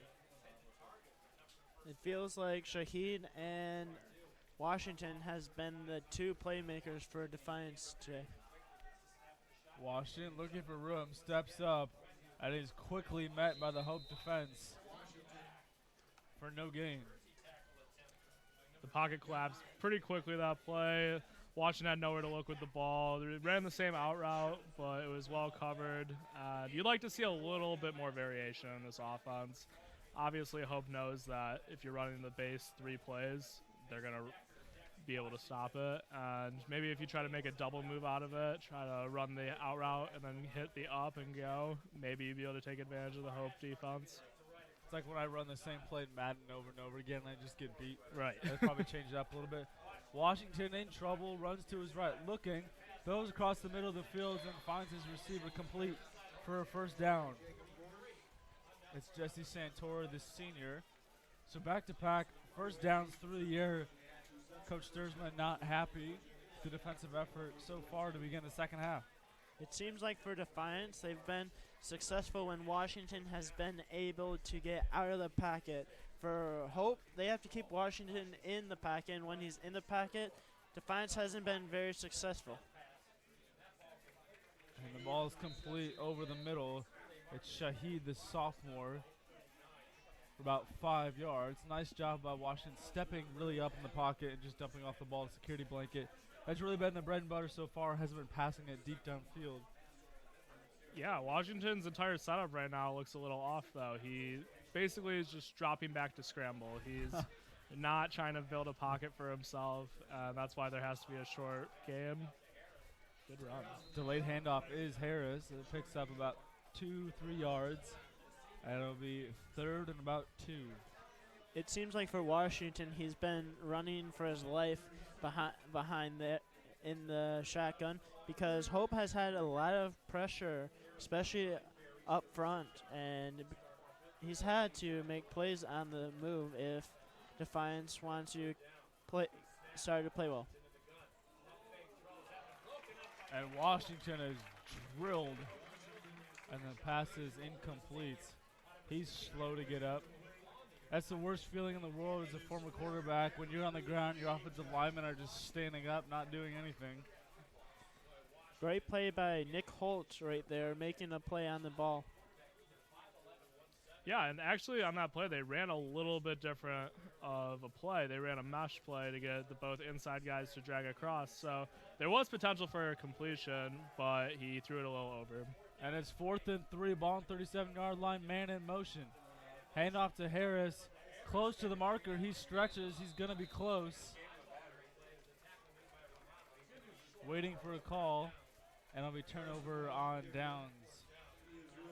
Yeah, that was an interesting perspective because they threw the ball on 3rd and then tried to get the 2 or 3 yard run on 4th. You'd probably like to see the opposite. Try to, if you knew you were going to go for it on 4th down, run it so that you have more of a manageable situation. Then you could have either the option of trying to fake it and go with the pass or get a more manageable gain, because if it was a 2 yard 4th down, they definitely would have a better potential of picking it up. So it'll be 1st and 10 for this Dutch offense, first from the 35-yard line. Starting offense remains on the field. It's Apple in the gun, Houston behind him. And dive play, Houston looking for him to go, and he's brought down at about the 36, 37-yard line for about a loss of 1. Finally seeing the Defiance defense. They came up and made a play. Look to build on that. Started the second half better than they started the first half. Yeah, they didn't score on their first play, so that tends to make it better. Noah Russo with the insightful, brilliant knowledge live from the booth. Appreciate his geniusness. Zach, what do you expect to see from this Dutchman offense? I like to see the Dutch continue to try to run the ball, because running the ball has really set up their offensive play calling, especially passing for Mason Apple. So I'd like to see them continue to try to run the ball and stay aggressive up front, because if they get lazy up front, then Defiance will start getting a push, which will make it that much harder on the Dutchmen to drive the field. So it'll be 3rd and 11. 2 receivers set each side. Houston offset to the left. Apple looking, fires across the middle, and it's dropped in a late hit. Across the middle. Pass is incomplete. It's 4th down. Yeah, good job getting pressure up the middle. That's pretty much the place the quarterback likes pressure coming from the least up the middle. It affects your ability to see the entire field. Apple did technically have a receiver open in the flat, but it would have been tough to get the first down. Just a well set up defensive play. That's really one of the first times this game we've seen the Defiance defense stop this Hope offense. Yeah, it's amazing if you can stop the run on first down so it's not 2nd and 5. The play calling definitely shrinks. And Zach, you talked about Hope having trouble in 3rd and distance in their previous game they did here. A long hanging punt, and it's received by Geiger. Up the field, and he's brought down at about the 25-yard line. It'll be 1st and 10. 10:59 remaining in the 3rd quarter. 42-6, the Hope lead.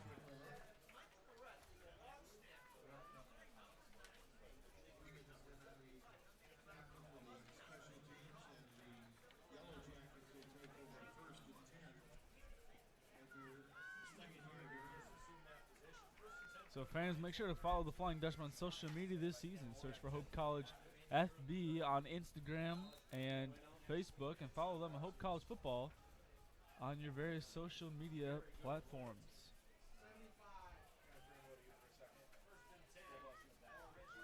First and 10 on the 25. Washington takes the snap. Direct handoff to Harris. Plows ahead for about a yard, maybe 2, but nothing going for this offense.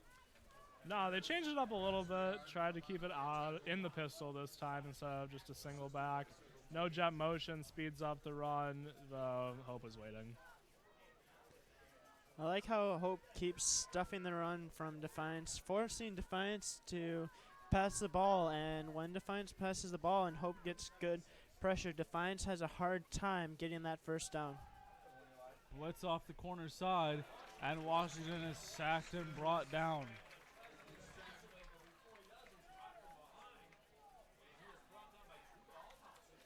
And it'll be third at about 7. 3rd and 8 from the 27-yard line. If I was Defiance here, it seems like they keep going for it on 4th down. So if I was them, I would at least pick up a couple yards to make 4th and down manageable, because 4th and 8 is very tough to convert on. And really, they've been in 4th down territory all game long, and Washington is sacked and brought down at about the 10-yard line. There's a flag on the play.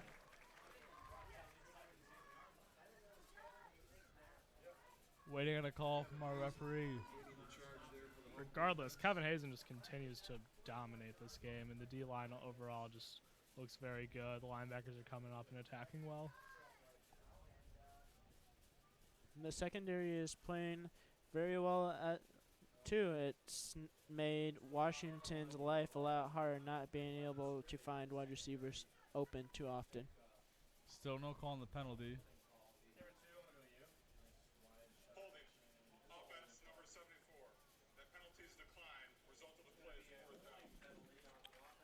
So it is a holding.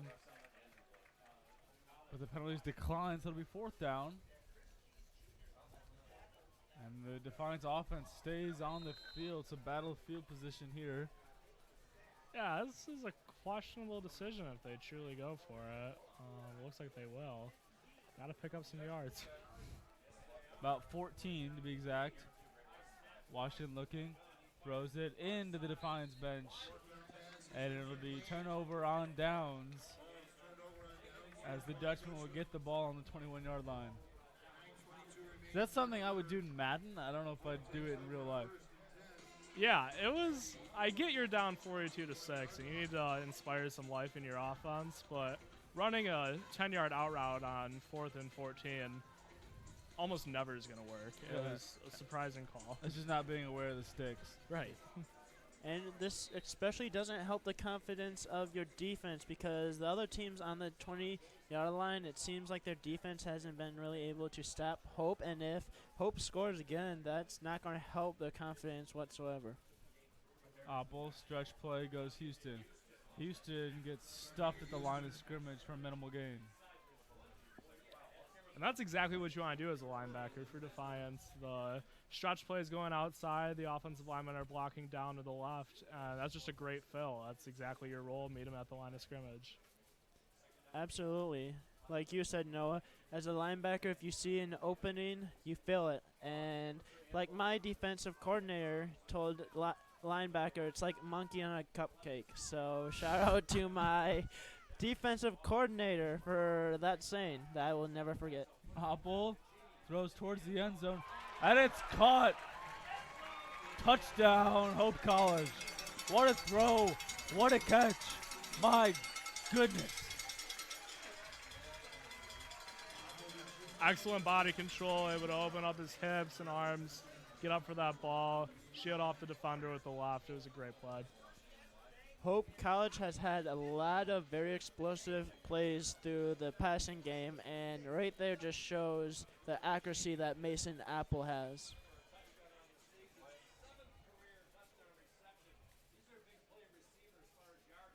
So Albritton on. Flags all over the field. It's going to be a false start.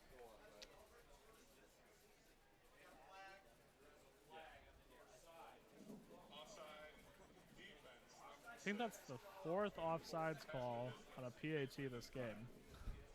Not being disciplined on the line of scrimmage. And it's a good thing, too. So Hope will decline the distance on the penalty, but we'll retry it because they missed the first time. So it's a blessing in disguise. And Albritton on to try again. And the kick. Second time's a charm. The kick is up and good. It is 49-6. 8:30 remaining in the third quarter. So we'll step away. 49-6, the Hope lead.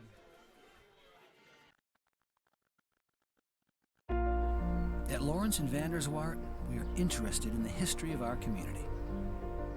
This farm once belonged to Albertus Van Raalte, founding father of the city of Holland. And this house, built by his son Ben in 1872, has been known through the years as the Maples, due to the large trees in the front yard planted by Van Raalte himself.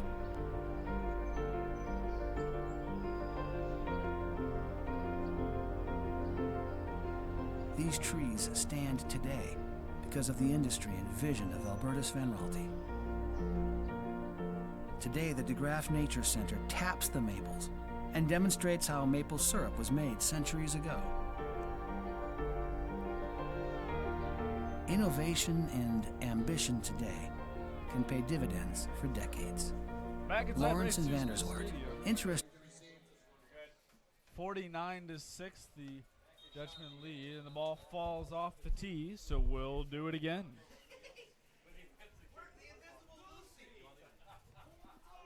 So Zach, before the break, you said something about a cupcake and a monkey. I would love for you to explain that a little bit more for our viewers at home. Monkey on a cupcake, you mean? Yeah. Honestly, I have no idea what it means, but that was just a saying by my defensive coordinator at home when he talks about linebackers. So, okay, clearly, and the ball is loose. Hope says they have it, waiting for a call.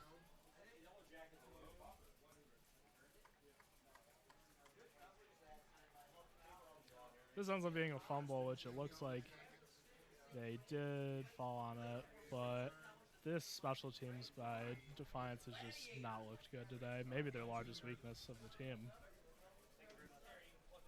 Some score updates around the country. Ohio State up 51-10 late in the fourth quarter. They'll walk away with the victory and stay undefeated. Penn State up 17-10, 11:07 remaining in the fourth. Temple upset alert, up 20-15, 6 minutes and change remaining in the fourth quarter. To look there, and it's a new quarterback into the game for Defiance. Notre Dame up 7-0. It's New Mexico, Georgia beating Arkansas State 55-0. So Georgia continues their SEC dominance, and it's a new quarterback for Defiance. It is number 15. Excuse me, not number 15, number 13, Cole Recker. Cole Recker is a sophomore. Washington looks shaken up as he left the field off the last drive. Yeah, a tough day for Washington. He tried his best. He had some pretty gritty plays. He ran a lot, and just nothing was opening up. No reason to keep him in there and get hurt. So Recker in the gun. Looking. Throws, and it's caught over the middle. Short of the first down marker. It looks like Defiance is going for again on fourth down. So it'll be 4th and 4. Ball on the 24-yard line. Let's hope they don't run it out. And they ran a slant on the last play, which could lead to some potential on 4th down. 2 receiver set. Drops back. Throws it over the head and into the Defiance bench. Intended target was number 81, Ronald Wu.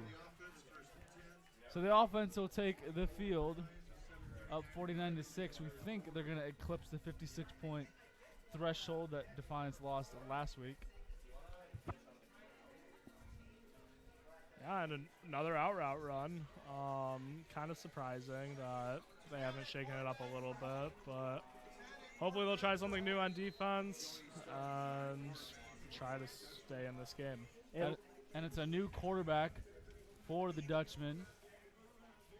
It is number 10, Joey Stark, the junior from Troy. Stark takes a snap, drops back, throws it in the flat. It's caught. Starks pass is completed to Corey Turner. That is Durr on the reception. Gain of about 5. Yeah, good start to the drive. Continue to attack the flat. That's an easy throw for Stark to make and get himself involved in the game quickly.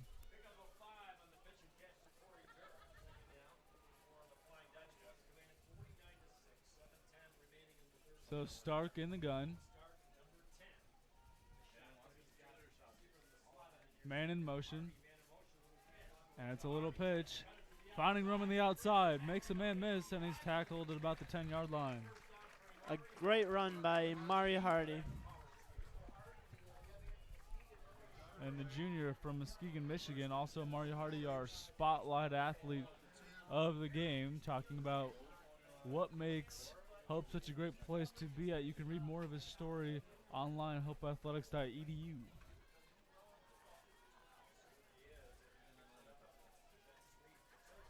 And it'll be first and 10. 3 receivers to the left. Stark, play action. Pass is low. It's intended for Corey Durr, the senior. Yeah, good job by the Defiance defense, too. They were out there. They were ready to make the stop. There wouldn't have been much of a gain if it was completed anyways. I like Hope has continued to stay aggressive and continue to run their plays even with the backups in, and I think it shows that Hope has quite a lot of depth because these backups looks like they've been running the same exact plays as the starters have been running, and they've had quite a lot of success as well. There's another pitch and catch to Hardy, who steps out of bounds at about the 6-yard line. It'll be 3rd and 6 from the 6. 6 minutes remaining in quarter number 3. Yeah, good jet pass also by Hope. It's similar to the jet sweep that Defiance was running, but it's a little quicker because it's just tapping from the quarterback to the receiver rather than handing it off, and it's been going a little more effectively. And it's 3rd down and goal. Play action, rolls to his left. Pass is low. A wide open touchdown, missed opportunity. Durr was the intended target. Yeah, it was a good read. It was there. Hope he can hit it on the next time. It's tough to come in after halftime and try to be effective, so I'm sure Stark will regret that one, but learn from it and become better. That was a great play design by the offensive coordinator Hawkins, though, because the Hope wide receiver was wide open in the end zone. And the field goal attempt is up and good. No flags, 52-6. We'll step away. Hope up 52-6. Middle of the 3rd quarter.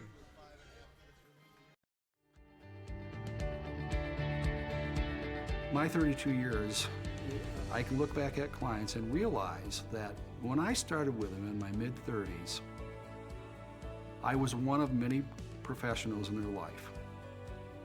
But since then, their doctors retired, their attorneys retired, their ministers retired, all the key people in their life retired, but we're still there. And over time, we end up being very, very close to our clients. It's very hard to talk about your financial history without talking about your family history. We get to know it, we keep it confidential, and you can't help but begin to love these people. Back inside Rand-Susma Stadium, Brajan Crispin alongside Noah Russo and Zach Tice. All Britain set to kick it off, and the kick is up and away. And Harris brings it out, and he's brought down at about the 20-yard line. 5:29 remaining in quarter number 3 as the Hope defense takes the field. Michigan State and Arizona State about to square off this afternoon from East Lansing. Michigan on a bye. Michigan needs to... Yeah, they need to come back after a little bit of a struggle against Army. Army controlled the game, and we're really hoping Michigan can come back and make a statement because we want the Big Ten to be competitive this year. And some scores from around the MIAA. Trying up 28-13 against Bluffton, excuse me. And Finlandia losing to Ripon 38-6. Great job by the Hope defenseman getting the tip, which lead to the interception by Hope. Yeah, exceptional effort. Everyone's motivated on the Hope side today, and Defiance is just trying to catch a break. And Adrian losing 49-21 at Hanover.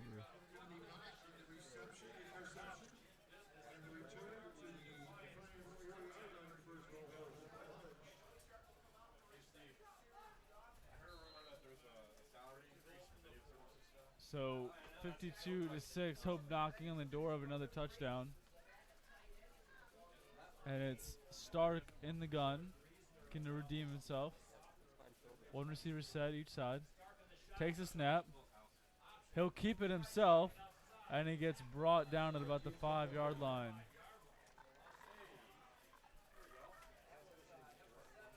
Yeah, going for the power play call. They have the fullback split out as a wing, try to push it down their throat, but Defiance was ready. They played it pretty well.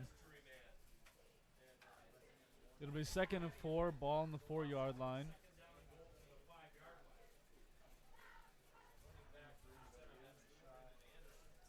The running back is Anderson, offside to the right. Man in motion. Another jet sweep pitch play. And going backwards in the opposite direction. It'll be 3rd and goal. Yeah, that's tough. As we've been looking at Defiance do it all day. You want to see a little variation. Maybe next time you run it, fake the jet pass and try to run something back to the other side. This is a great opportunity for fans of Hope College to see the future of Hope College as well, because a lot of these guys, they are younger guys, so they will be back next year because Hope is losing quite a lot of seniors after this year, so it's a great opportunity to see which players will step up next for this year and see what they can do for the future of Hope College. And Stark is brought down and sacked, much to the displeasure of Coach Stursma. About 3 minutes and change remaining in the 3rd quarter. Field goal attempt for Albritton. 4th and 18, ball on the 18. And some movement along the line of scrimmage.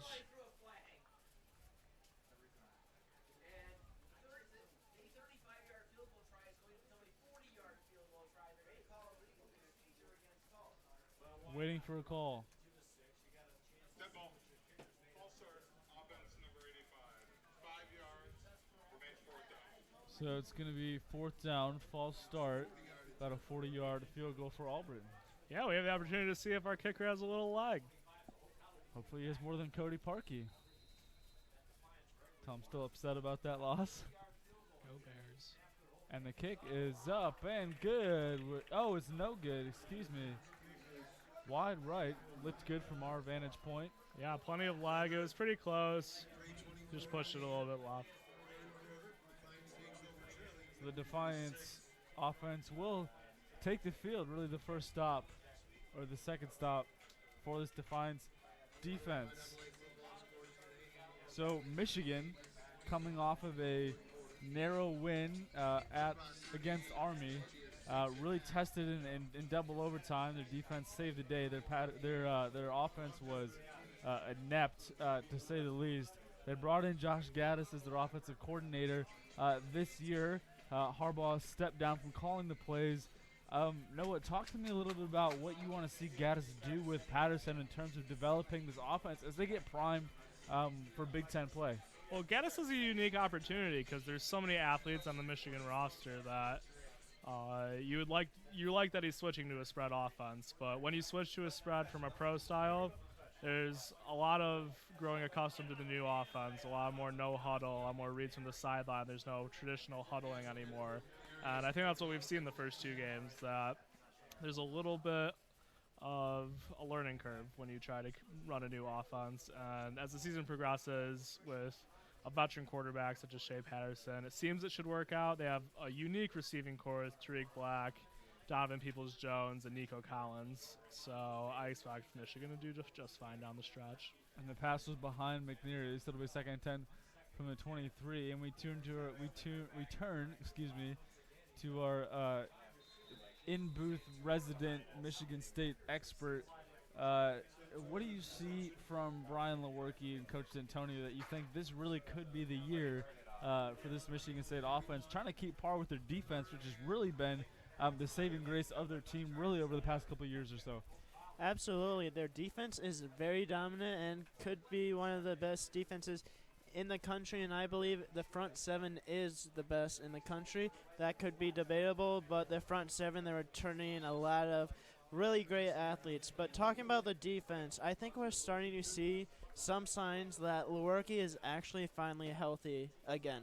He's finally starting to throw the ball a lot better with a lot more accuracy and finally has some zip behind that ball, which he had his sophomore year. I would like to see Lewerke also start running the ball a little bit more like he did his sophomore year, because when he runs the ball, it allows the chance for open wide receivers. But I like how Brad Salem has an offense doing a lot more RPOs, which allows Lewerke to make that decision to hand it off or throw it. And I think with the wide receivers like Cody White and Cam Chambers and all those different wide receivers, with the new running back Elijah Collins running for 192 yards, I think it could be a very good year for MSU football, especially because they're starting to now go to a zone blocking scheme, which fits their offensive line a lot better than Dave Warner's running scheme. And so Hope College will take over after another turnover, courtesy of their defensive pressure up front. Anderson spins off, finds some room to run. 5-10, touchdown. He waltzes into the end zone for his second of the afternoon. Like you said, Noah, Defiance had struggled making tackles in their first game, and it seems like Defiance has struggled here as well, because their linebacker had a great chance to make a tackle, and they just missed. Yeah, that was some just natural-born athleticism right there. That's a great move. I thought he was going to get smoked in the backfield for a large loss. Makes a little wiggle, hits out of it, and able to explode into the end zone. Great run. Signs of promise to come from Anderson. A couple more years left here at Hope College. Albritton's kick is up and good, and there's no penalty. That's a surprise. It's a Christmas miracle. Is that the first extra point where there's been no penalty? I think that's the first PAT with no penalty, courtesy of Defiance this afternoon. So it's 59-6. We'll step away.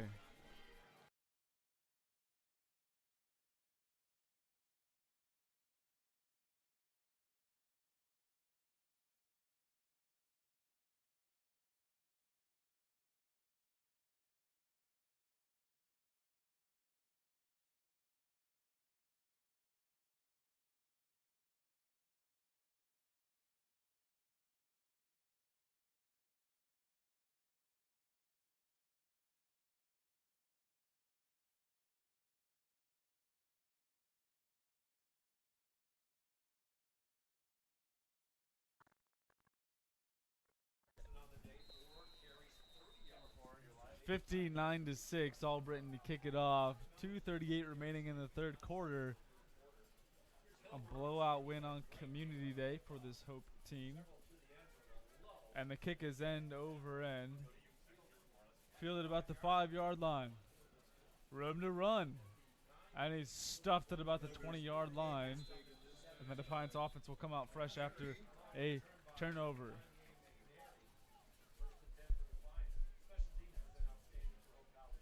The one thing I really like about this game is that we are getting the chance to see everyone play.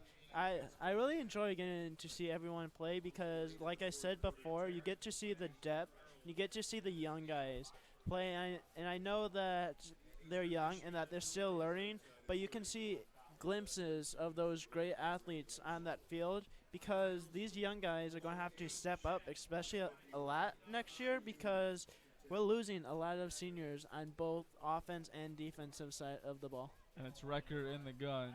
Trips left. Looking for the quick out route. It's intercepted.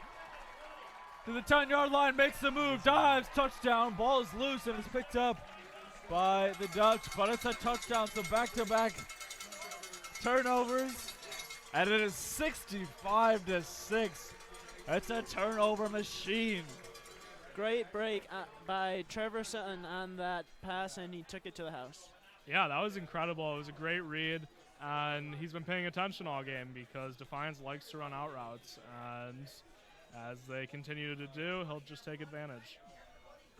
So it's a pick six courtesy of Lawrence and Vandersworth. Financial planning done right. Waiting for the PAT. Albritton getting a lot of work in today. And it's good. 66-6. So we'll keep it right here. We talk about as we near Big Ten play. Noah, give us your favorite for the Big Ten East this year. Well, as much as it pains me, Ohio State continues to be in the Big Ten East, and they have shown no doubt that they're a dominant program. And with new quarterback Justin Fields, he's been sensational so far.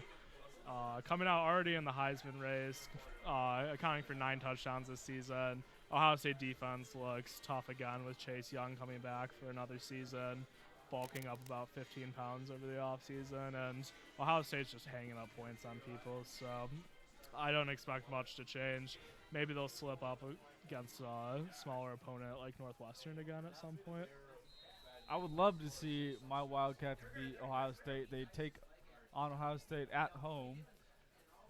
The one and only Zach Tice just let me know that the most points scored by a Hope team, they scored 71 against Ferris, and they have 66 now, so one more touchdown to break the all-time points record in Hope history.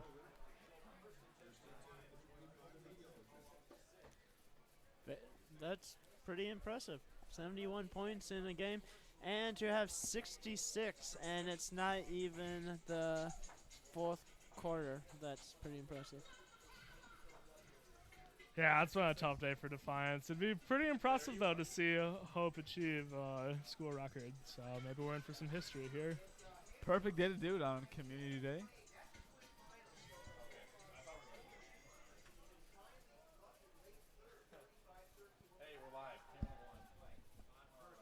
Riker looking, throws across the middle. Nothing doing there. It's incomplete. 2nd and 10. Bergeron, who do you think wins the West in the Big Ten? Is that even a real question? It is a real Northwestern question. is going to win the Big Ten West. Let me tell you why. They have the defensive pieces to be the best disciplined defensive team really in the entire Big Ten. With the defensive line led by Joe Gaziano and a linebacking crew led by Eric Mueller and Patty Fisher, the great stop on the run. They have a phenomenal secondary. They held Stanford. The pass is caught across the middle for Defiance. 1st down. And then on the offensive side of the ball, Northwestern really has to get the ball rolling. Isaiah Bowser, second-year back coming in, more established with Nick McCall's offense, is an established, powerful downhill runner. Hunter Johnson struggled in his first game, but he split time with TJ Green, who is now out for the year with surgery. So it's now Hunter Johnson's team, Hunter Johnson's reigns. He has to limit the turnovers, get the ball deep downfield to his playmakers and Riley Lees and Bennett Skronik. I think this Northwestern team, they start out slow, but they always play well and they finish well. And it's intercepted, another one, it's Boss. To the 50, to the 40. Still on his feet. He didn't step out, and they say he now did step out. But it's back-to-back interceptions. 3 consecutive turnovers for this Hope defense. My goodness. Well, it looks like both Boss brothers might have a potential at wide receiver in their career, as he had some moves that he threw out there. Hope has a chance right here, if they score a touchdown, to score the most points in the game. and I feel like that would be pretty special to do on Community Day. Absolutely. So it'll be Stark in the gun. 2 receivers set right side. Stretch play right. Goes nowhere, and he's dropped for a loss of about 2. And this is what tends to happen when you have your backup offensive line and some breakdowns. They don't have the chemistry of the starters. So I like to see them grow a little more throughout the rest of this half and start producing bigger plays. And Jordan Gibson, the defensive line, emphatic after getting up after making a tackle. Good job. You made a tackle. You did your job. You're down 66-6. Let's see you celebrate some points. Wow. Wow, that's harsh. I'm just not a fan of showboating when you're down by this much. Stark looking, steps up, has room to run, and he's brought down at about the 24-yard line as we near the end of the third quarter. Joey Stark showing off a little bit of athleticism as he gets up the field, and it kind of has been a staple for Hope quarterbacks to have a little bit of athleticism, so maybe we'll continue to see that throughout the fourth quarter. Reminded myself of me when I was in middle school. Of course. Recess football. I was the greatest quarterback Franklin Middle School ever saw. Recess football, honestly, was probably one of the most fun times I had because you just continue to play with your friends and you just continue to play with your friends and it's a fun time. And you were probably a Pro Bowler too, right? I was pretty good. We you would were. actually play football, tackle football after school in elementary school on the grass. We'll go to commercial. 66-6. Every single down. When you come out, there's fire in your eyes.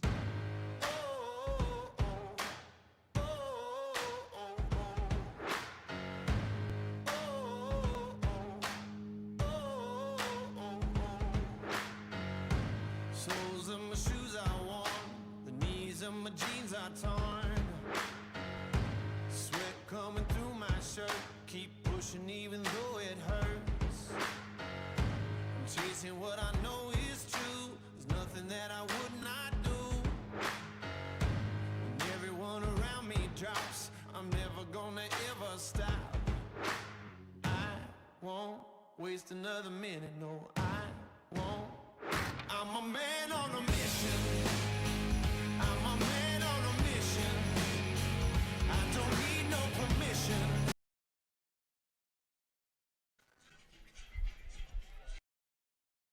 The remnants of Jump Around rattles around Ray and Sue Smith Stadium, the Wisconsin Badgers staple at Camp Randall. 66-6. First down from the 2. Stark in the gun. Hands it off. And it's a touchdown for the Dutch. And that is history for the Dutch as they overtake the most points in a game was 71. Now it looks like it could be 73. RJ Peshek, the freshman running back from Basalt, Colorado, Aspen. High school product makes history on Community Day, 72-6. Yeah, it was an exceptional job by the young offensive line. They were able to build a hole and get him in. And the PAT is good by Albritton. That old record was versus Ferris in 1919. So you're talking 100 years ago. 100 years later, Hope College breaks the most points in a single game. I think that's pretty cool on Community Day. Good luck of President Scogan. It's fun to hear from him earlier this afternoon, really talking about his vision for Hope College in the future. Talking about school being completely free in the next 2 decades or so. Ambitious goals and lofty goals, but a leader coming in with a business background. It'll be interesting to see what he does with his administration moving forward. Yeah, I'm excited to see how I get my student loans forgiven. I'm all ears. He is pledging $1 million of scholarships to the next for the next school year. exciting. So Hope to kick it off after the Peshek touchdown. And the kick is end over end. And it's misplayed in the end zone.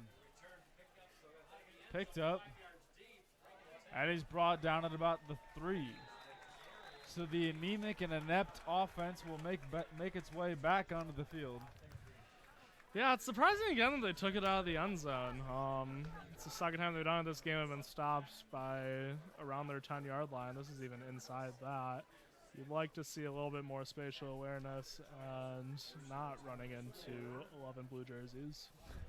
One of the most underrated parts of college football or football in general is special teams. And special teams can really help you or really hurt you. And for Defiance today, they've really hurt them because of these miscues. Like that was a very, very bad miscue. And Defiance hasn't been very good at special teams today, which doesn't help their offense at all. And he's tackled to the end zone, waiting for a safety call. Looks like he was down at about the 1-yard line. Yeah, he did make it out initially, but great job by the Hope defense driving him back. Almost got away with it. That Hope defense has been swarming Defiance's offense all day, and it's been very impressive to see Hope get back to that very dominant defense they had last year. And if for any MIAA team, if Hope continues to play this well on offense and defense, then watch out for MIAA, and that is why Hope is your favorite to win the MIAA this year. And the pass is high and incomplete. It'll bring up 3rd and 11 from the 3. Yeah, Defiance trying to change it up a little bit, do a straight drop back, have a little curl route. It was open, just the young quarterback couldn't quite get it in there. So Hope plays host to Aurora from Illinois next week. It'll be Youth Day. Zach Tyson and Russo on the call for that. And then they have a bye week, and then they start conference play. And they'll travel to Trine, and a huge matchup. Winner of that game probably will take the conference. Wrecker's pass, and a big hit laid on. It will be interesting to watch Hope play Trine, especially coming off of a bye, because either teams that come off of a bye, either they come out swinging or they come out pretty slow. So I'll be interested to see how Hope does against Trine for the first quarter. It'll be 4th and 11, ball on the 3, and they'll punt from the back of their own end zone. Tricky play here. It'll be interesting to see if the special teams can actually complete the play. And Hope doesn't have anybody. Oh, Hope doesn't have anybody back. They're gonna go for it. Oh, it's a quick kick. High sky punt. And it'll go out of bounds about the 25-yard line. So a net punt of about 15 yards. Not great on part of the Defiance special teams. I actually heard someone say earlier that the punter averaged 25 yards last week. So Defiance's special teams have not been great so far this season. So I think that is one of the very many things Defiance has to correct if they want to win this season. As we start to get towards the end of September, early October, we talk about Heisman favorites and candidates. The winner will be announced in December. Noah, who's your really 1 to 2 top 10 Heisman candidates so far? I mean, when we look at Oklahoma's offense, it's dynamic every year. They just exploit so many defenses. And Jalen Hurts, the transfer from Alabama, is the perfect story. Got removed from his school after going 25-2 as a starter. He's already exceptional as an athlete, and he's shown that he can already shore up his passing game. So him, and we have to go back to Trevor Lawrence. These are the two that are kind of going at it this year. You could throw Tua Tagovailoa in that category. But either of those two top team guys, it'll be interesting to see if they can put up the statistics, because usually they get taken out of the game a little earlier than Hurts might. So those three quarterbacks, I think, are at the top of the list. And Zach, aside from Brian Lewerke, who are your top 2 or 3 favorite Heisman candidates? Well, Brian Lewerke is not my Heisman candidate whatsoever, even though he's a decent quarterback. But, yeah, I'd have to agree with Noah on those Heisman candidates. But one person I'm interested in watching is Justin Herbert. Justin Herbert came back for his senior year, and he performed very well last year, and he was one of the early Heisman candidates last year, so I'd love to see what he does with that Oregon offense, because it seems like that Oregon offense is starting to get back to the days of Chip Kelly being able to score a lot of points. Speaking of Chip Kelly and UCLA, they were giving away tickets to the game this weekend. Dark days ahead for UCLA and really the Pac-12 not having been represented in the college football playoff since about 3 years ago with Washington and then Oregon, a Marcus Mariota-led team. So some cleanup needed to be done on the West Coast in the Pac-12. It's a new quarterback into the game for the Flying Dutchman. It looks like it's Chase Brown, yeah, it's the number freshman. 13. It's number 13. Chase Brown, the freshman from Comstock Park. Great to see the freshman getting some action with about fourth quarter left to go. It's 4th down and 7. The first 4th down attempt so far this afternoon. And it's the handoff. Some room to work, close to the first down marker. But he's short, and the defense will take the field. Defiance's defense shows a little bit of pride, makes a play, gets off the field. A little bit of what you want to see towards the end of the game. You can see a lot of situations where a team would just give up, but they're coming out there and still fighting, so that's good to see. Fans for the upcoming home sports events. This evening, Zach Tyson and I will be on the call. Men's soccer team plays host to Heidelberg for Part 2 Community Day at Van Andel Stadium. Make your plans to be with us. Gates open at 6 p.m. And if you can't be with us then, tune in to the live stream. We will be calling that game, beautiful Van Andel Stadium, for a post-game fireworks show as well, brought to you by Makatawa Bank. As that pass is almost picked up, but it's dropped, and will be 2nd and 10. On Friday, September 20th, the women's soccer team hosts Ohio Wesleyan at Van Andel Stadium. And then Saturday, September 21st, a week from now, the football team hosts Aurora at Ray and Sue Smith Stadium. Zach Tice and Noah Russo on the call for that as well. I hope you have fun next week at Northwestern versus Michigan State, Bergeron. I will. My Wildcats will get the dub, and I'll come back, and I'm looking forward to seeing you in some purple and white. The pass. Oh, and he's sacked and brought down at about the 10-yard line.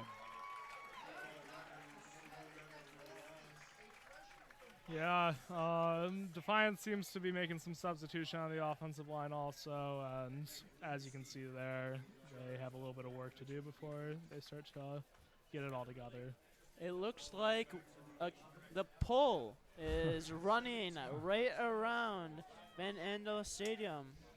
It is one of the longest traditions in the country, and it is a 3-hour tug of war for anyone that doesn't know. And yeah, it's a lot of training, and it looks like they are carrying the rope. So it is definitely one of the more interesting parts of Hope College. And there's a fumble on the play. It's out of bounds. And the ball will stay with the Yellow Jackets of Defiance. It'll be 4th down and 17.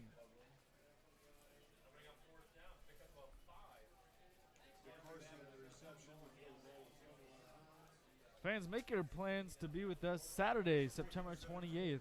The women's volleyball team hosts Calvin at DeVos Fieldhouse. Make your plans to be with us then. The latest edition of the rivalry. Be on the call for that one as well. Packing DeVos Fieldhouse. Hope Calvin doesn't get much better than that. 2-story programs, 2-storied traditions. That will be a great match because both teams are ranked, and Calvin is one of the best teams in Division III, so definitely go out there and support your Hope College women's volleyball team. And 73-6. See what Coach Hawkins has in store. Yeah, I assume they'll keep it pretty vanilla. Try to run this game out pretty quick, get home with the win. Got to be an exciting day for the team. They overcame a lot from last week. It'll be a new quarterback in the game for the Dutch. Number 12, Eli Salem, the freshman from Okemos, Michigan. That's right where I live, around Okemos. And a misdirection on the play. A gain of about 5. That's 4 different quarterbacks to play for this Dutchman team this afternoon. Everybody getting reps.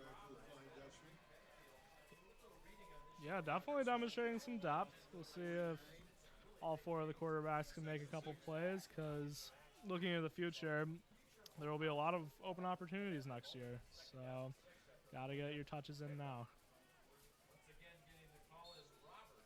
And the handoff goes to the running back, Roberts. It's a gain of about 3. It'll be 3rd and 4.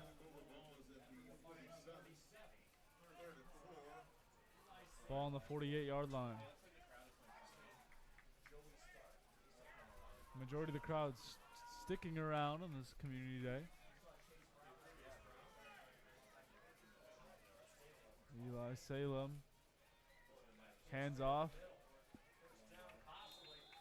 And handoff close to the first down marker.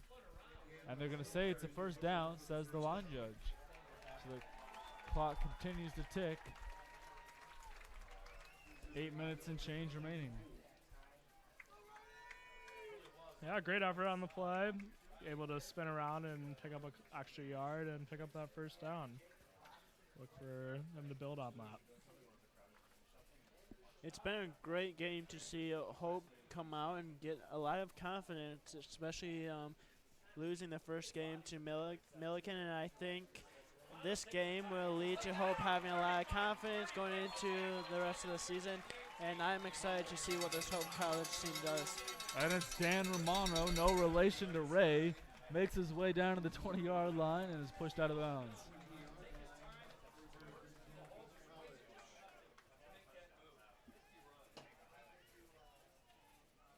It'd be great if he was related to Ray Romano. Yeah, just tell us that after the game, and we'll happily report it in the future. Yeah, you know, he just goes and runs down the sideline. My name is Ray Romano, and my son plays at Hope College. Apologize for all you Ray Romano fans out there. My poor attempt at an impression. Gain of about 3 down the middle on a dive. Rajan is much better at other people doing that. Like, I don't know. You should do some.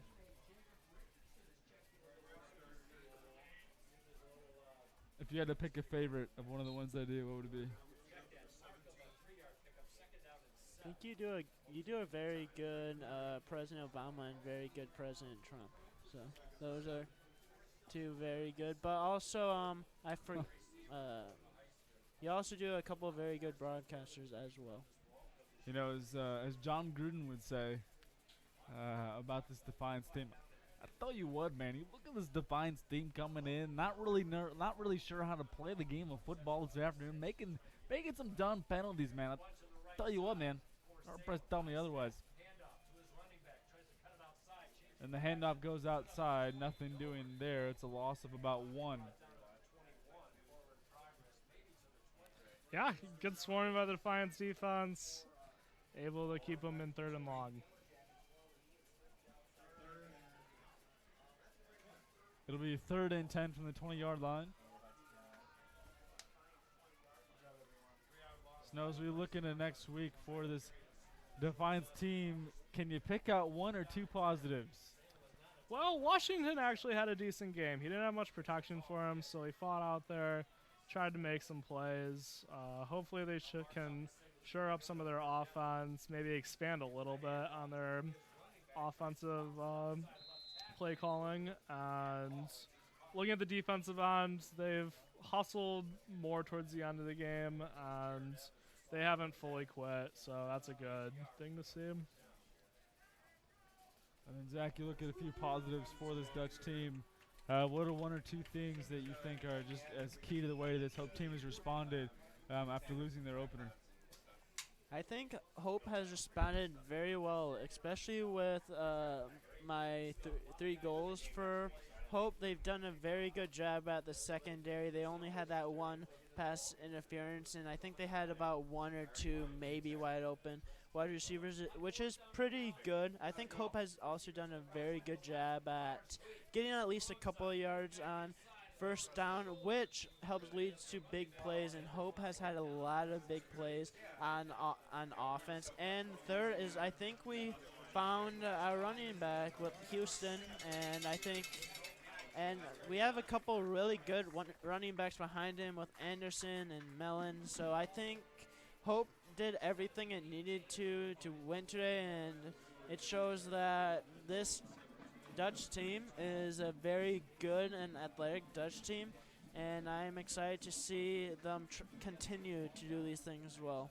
I hope the early MIAA favorites is picked by the coaches poll. And it's a new quarterback into the game for Defiance. And it's a 1st and 10 dive up the middle, good for about 3 yards. And it is number 11, Carderier Love. Excuse me.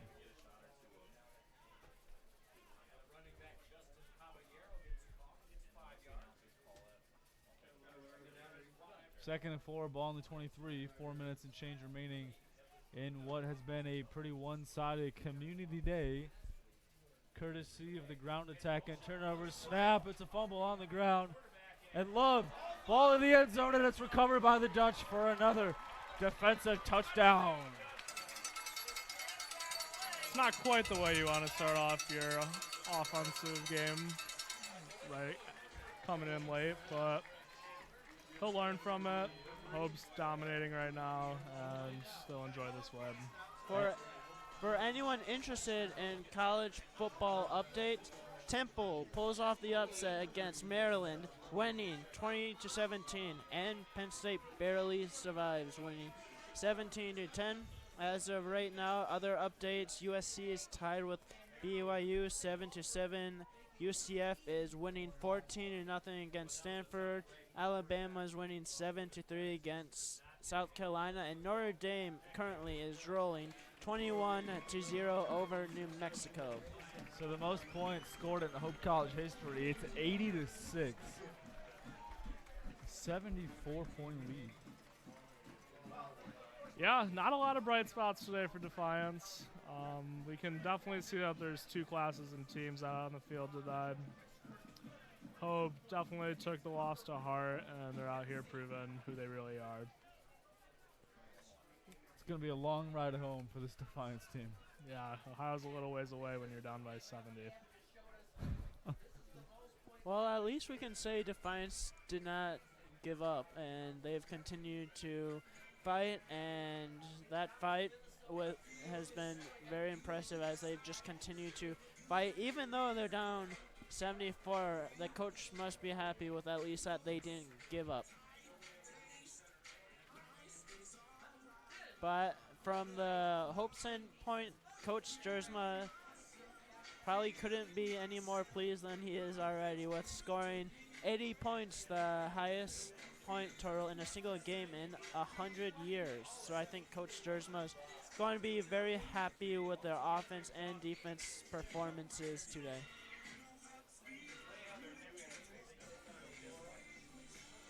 Auburn ready to kick this thing away.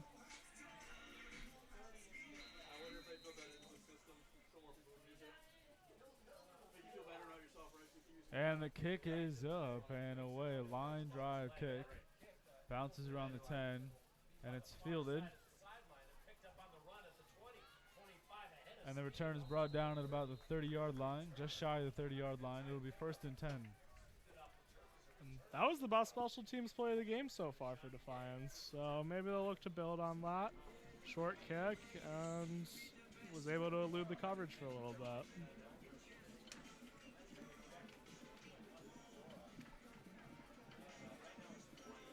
John, who you looking at as your sleeper in the Big Ten this year?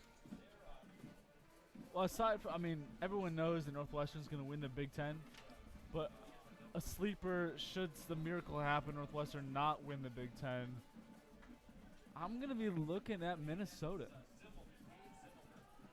Minnesota or Purdue. I was always in the conversation. As long as Kirk Ferentz is at the helm, they will be in the conversation. But Minnesota under the radar the first couple years under the helm of PJ Fleck, and he's finally starting to build something there. His program. It takes time to build something, like he built at Western Michigan. Finally starting to establish a recruiting class in the same guys, group of consistency, and they're learning how to win. It takes time. And I think Minnesota is one of those teams in the next couple of years that you will see really establishing themselves as a perennial contender in the Big Ten West. Almost intercepted. Intended for McNeary.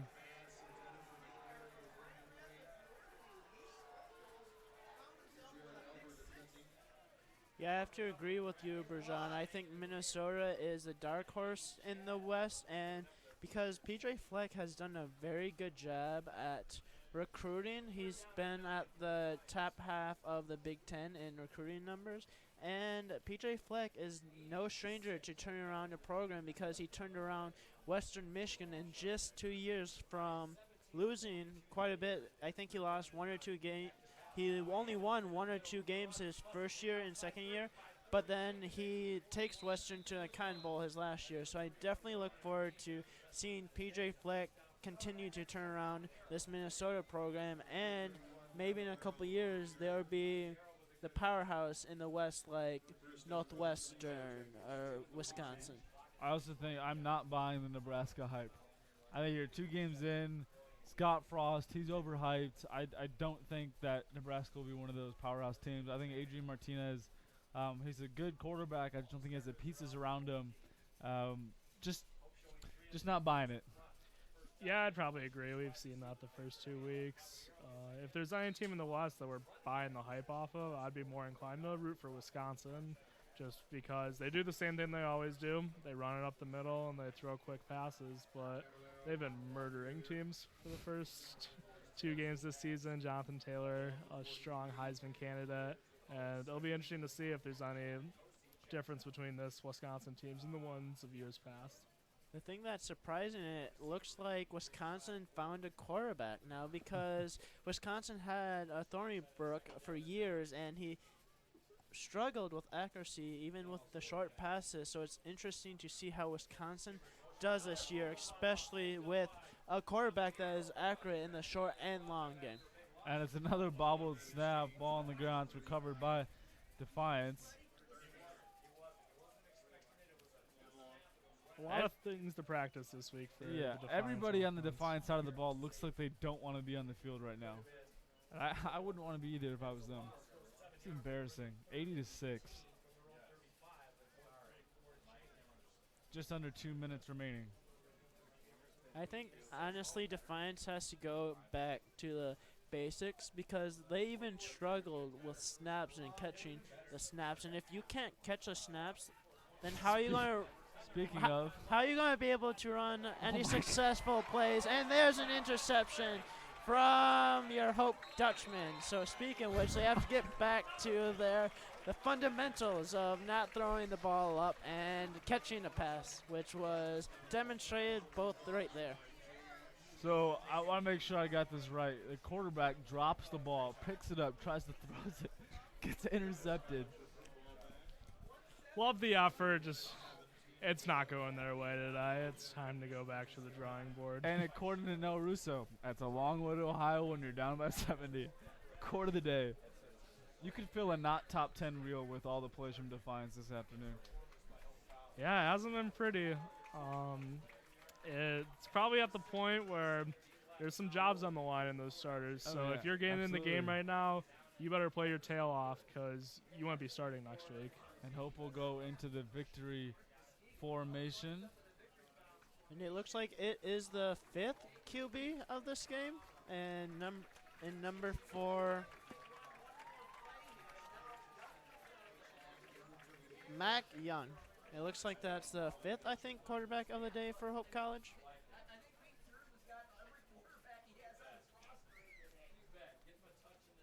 So under a minute remaining.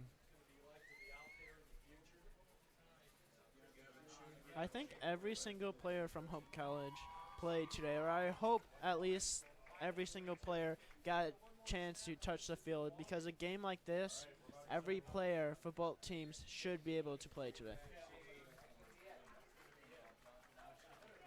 And so that will do it. 80-6, your final score. Rajon Crisp alongside Noah Russo, Zach Tice. Make sure to stay tuned. This evening's matchup, Hope's men's soccer team plays host to Heidelberg. Zach and I'll be on the call. Thanks to our production staff and crew. Couldn't do the job without them. Special thanks to our producers, Matt Roblin, Steve Sikora, Alan Babbitt, Philip Law. They do it all. Thank you, and roll Dutch.